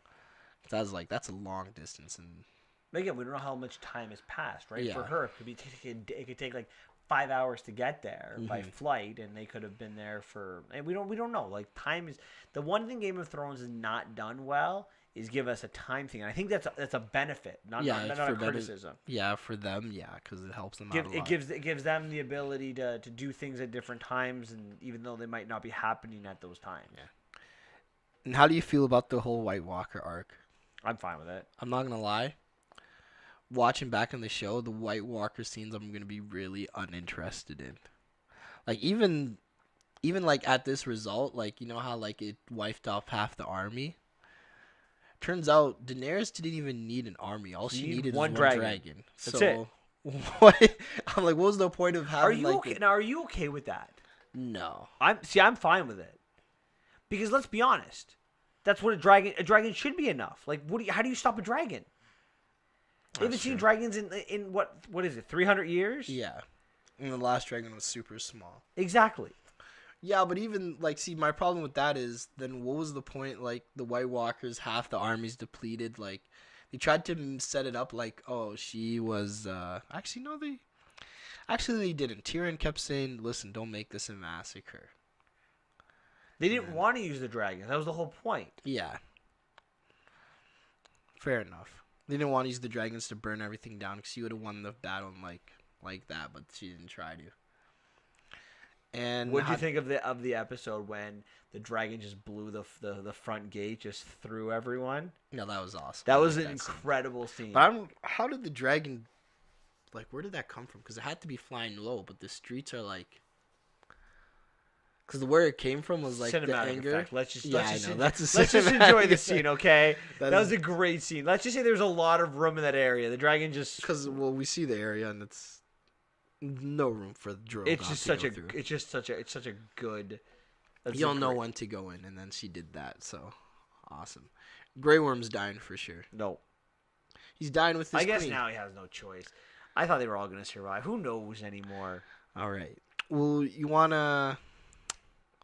Let's see. You want to end this by assuming who's dying, having a list of your deaths, and then. Well, Daenerys is dying. Yeah, Daenerys is dying. Who sits on the Iron Throne, and. Yeah, how do you feel about the series as a whole? Actually, hold on. Before we get to those two questions, I love those two questions, but I want one more thing. Okay. The one big criticism I've heard all day is that, Daenerys went through 7 seasons of being this really good person, and now she's evil. She was never. That was set up. I agree. I think it's been a slow turn. Yeah, no, it's been that one I wasn't upset with. Like, if you go back when I think about it, half the time, all of her problem, whenever she wanted to solve a problem, she used her dragons. and it wasn't mercy.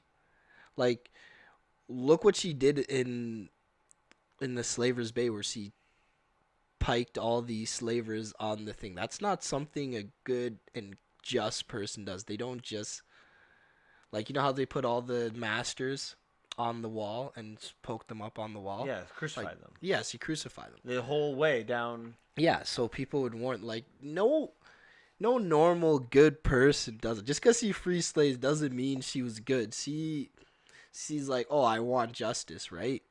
She's like, I'm gonna break the wheel, blah blah blah.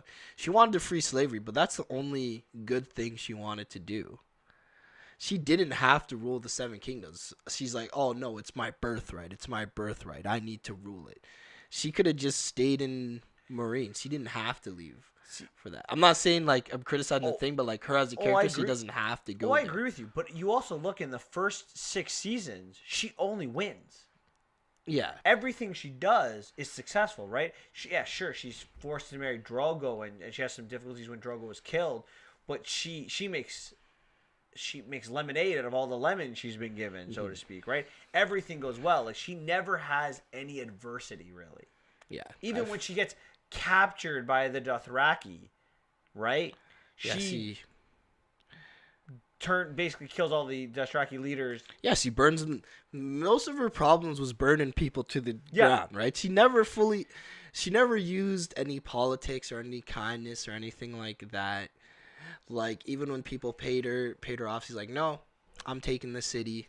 And all of her problems were solved through violence. Absolutely. At least Jon tried to unite people. He tried to do the right thing. But then when she finally gets to Westeros, she's not used to failing, and she comes in and she's given bad information by Tyrion. I don't think necessarily a huge mistake. And yeah, sure, the Tyrells get killed in this, but the Tyrells. Who cares about that? They were the richest family after. They were richer than the Lannisters at the point. At that point, absolutely. Well, it's not not the worst thing that could possibly happen to them. They had this huge army. Like, it's not. Yeah, and as we can tell, all she needed was one dragon. So, So anyways, then she decides to help Jon, which makes sense, right? The White Walkers are the legitimate threat. She loses a child. Yeah. Then she loses half her army, including her most trusted advisor in Mormont.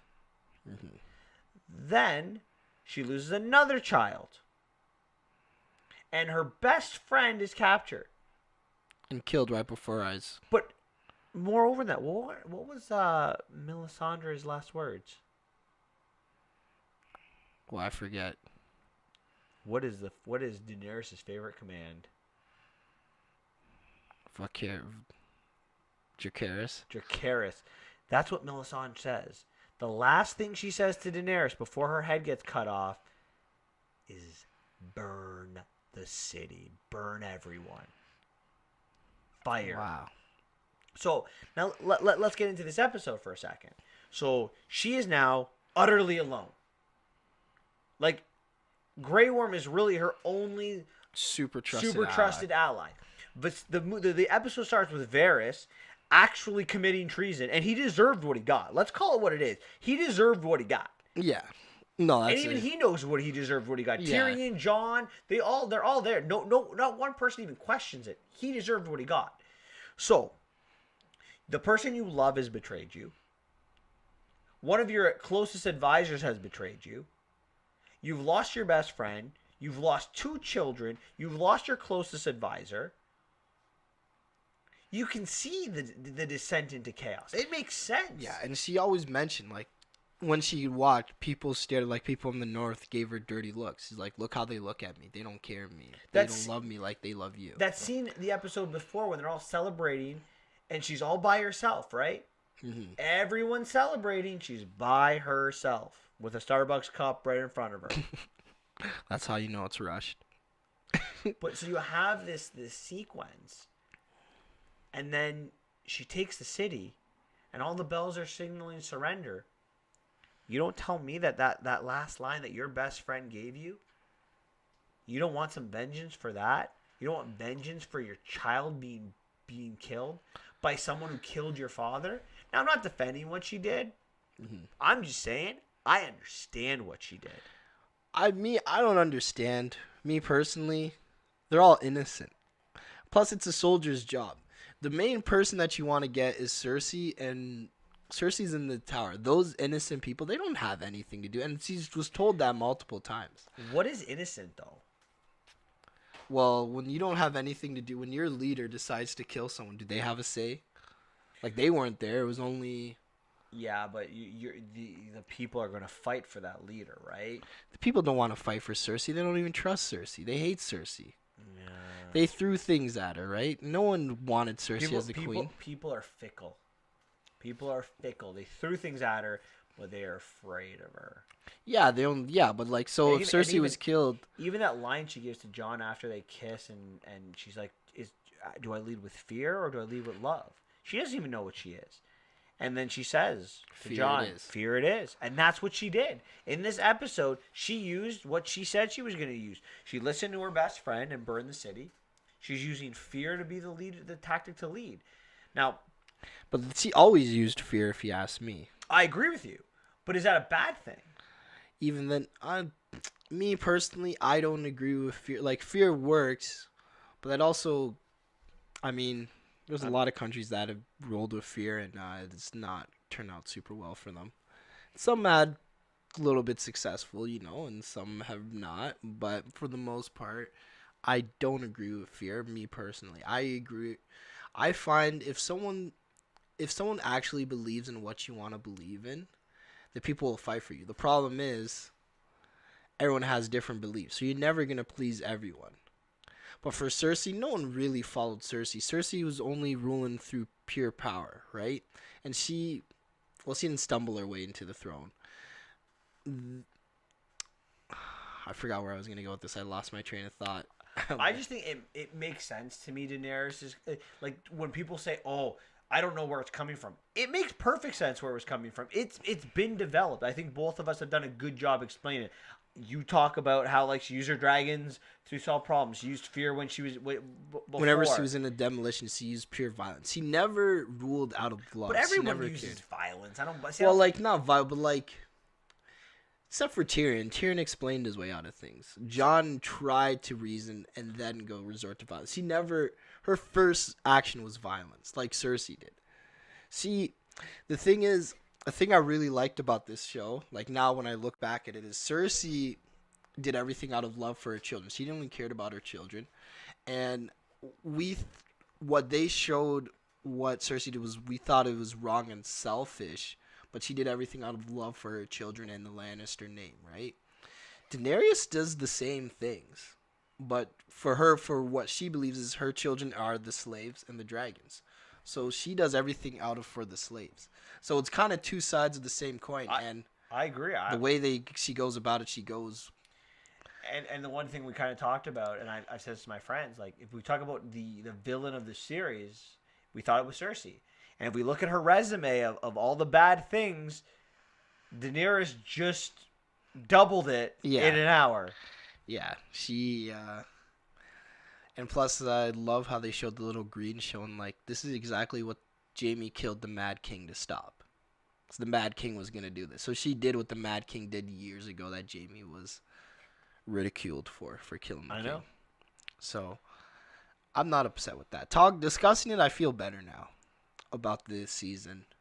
I still agree that I wish there was more to show more of this. We always want more, though. Like that's part of the greatness of the show that it leaves us wanting more. Yeah, but I feel like it was more rushed. That's my only issue. It always is. Of course, it's rushed for the last 2 seasons, right? Like that second episode of just talking. This is, I think, one of my favorite episodes of the show. No, I'm okay with that. I've been fine with that. But I like that. Like that to me is like and this kind of goes with your MCU stuff. How you love the interactions with people. This is everyone interacting. Yeah, no, I love that part. I wanted more of that. Give me more of that throughout the season. Honestly, the best part of the thing is the politics behind it. We all love the politics. No one cares about the White Walkers. Like the White Walkers, they could have. If the White Walkers were never in the, would never complain if they got rid of that entire season. It's funny though. Like if you think about going into this season, I would have thought that there was 2 things that needed to be taken care of: the White Walkers and Cersei. And sure, here we are with 1 episode left. with 1 hour and 20 minutes left, and both those guys are out of the picture. Yeah. And here we are. What's gonna happen With the Mad Queen. All right. What questions do you want? Let's answer these 3 questions, and let's. So what's the first one you want to talk about? Well, deaths. So who's living, who's dying? So let's talk about characters. We'll talk it out. So John, living. I agree. Cersei, not Cersei. Cersei. We're assuming Cersei and Jaime are both dead, right? Yeah, they're dead. We're assuming they're dead. All right. Daenerys. Daenerys dying for sure. I agree. Grey Worm. Dying. I agree. I'm sorry. Yeah, fine. I agree. Davos. He's living. I agree. If he wasn't the last 2 episodes, the long night in this episode, those were the episodes for him to die. He hasn't died. He's living. Living, and he's going to be Hand of the King. Yeah. I love Davos. I do too. You want him to be dead, though. I would just for some emotion, but, that's just me. Because it gives me more emotion. I want to feel emotion. Tyrion. He might die. I think if you had asked me at the beginning of the season, I would have said dying. I think he lives. Okay. I think he lives. Yeah. Even though it's kind of... See, I don't know. They kind of set him up to die, though. I don't... Yeah, I think he's dying. But I think here's the problem. If he dies, all of the Tyrells are dead. All of the Lannisters will be dead. All of the... I think the Dorns will be dead. Dorn? There's a new Prince of Dorne. Oh, right. So this is what I think is going to happen. I think they're going to reset a lot of new families. So that's what Daenerys did. A lot of this whole thing, the whole war, a lot of established families are going to get revoked, right? We still have a Baratheon, half a Baratheon. Yeah, he's already been named. Yeah, a full Baratheon, but he's half a Baratheon. What about the Gendry? Gendry? Is he going to be in this episode? I don't think so. I think so. I think him and Arya do end up together. Okay. Yeah, I think she becomes the quote-unquote lady. Yeah. But he approached it the wrong way. I don't want you to be my wife. I want you to be my equal, is how he should have pronounced it. Because he's not looking for a wife. He likes Arya not to be a lady. He likes Arya for Arya. Yeah. He doesn't want Arya to be his lady. When they were introduced in season 2, I would not think they'd get together, let alone have a scene. Do you think Arya survives? Yeah. Me too.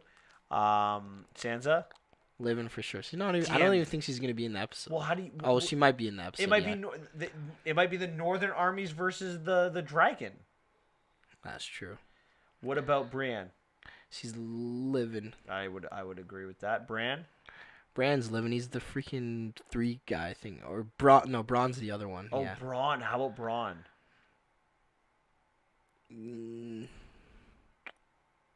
I think he's living, but he's not gonna get the money because there's no money. I think he dies. City's destroyed. Who kills him? Jaime's dead. Tyrion?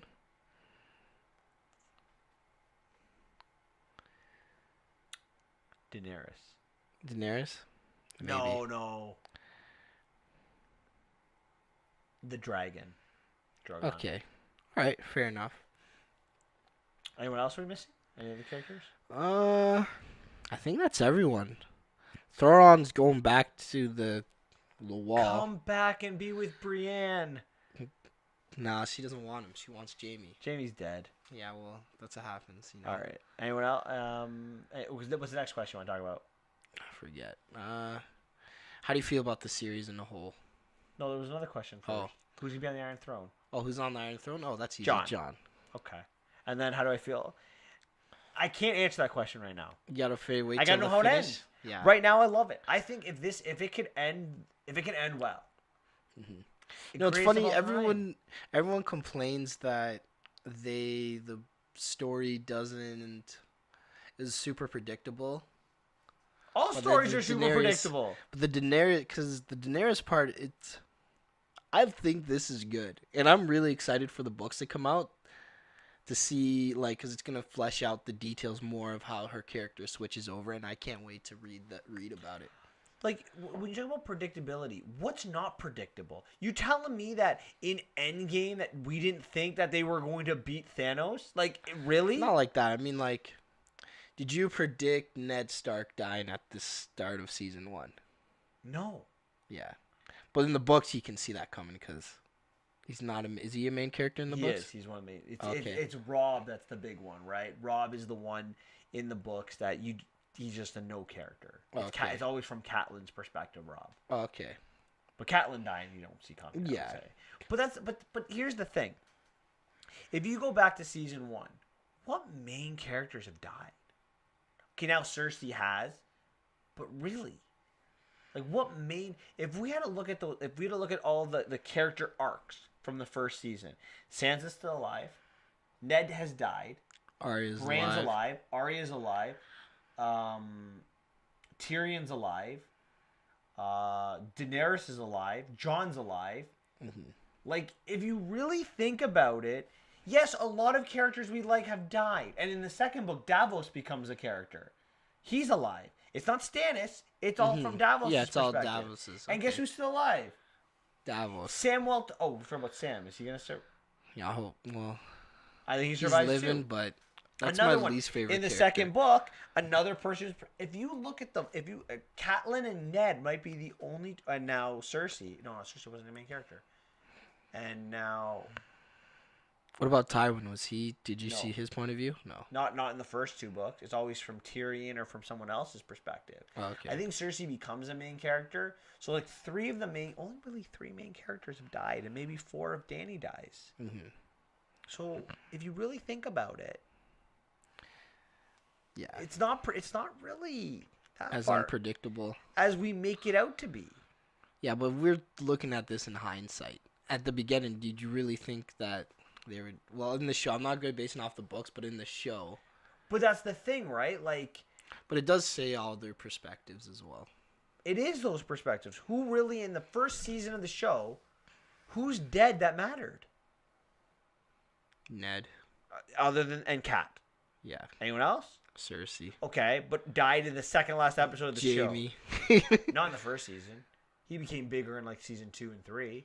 He wasn't a main character. I didn't even know when Jamie got captured in middle of season 2. That I didn't really even remember him as a character, to be honest. Wow, with you didn't remember that he pushed that me because he pushed like, Bran. Like I didn't Remember him like what he was what about. He did. Like I remembered he pushed Bran. I remembered he stabbed Ned. Well, the guy stabbed Ned and he punched the guy for Yeah. it. Okay. I am satisfied. That's it. Yeah. Not loving it. Not great. Just satisfied. I'm so far. Like I said, I have to finish it too. Okay. See how I feel about it. Anything else you want to talk about? No, I think that's good. Okay. Well, that's it for us this week. Next week, we'll be talking about John Wick 3. We'll be watching The Hustle. And we're going to the vault to watch The Monster Squad from, I believe it's 1987. All right. Let's get her done. All right, guys. You have a great week, and we'll see you next week. See you next week. Bye.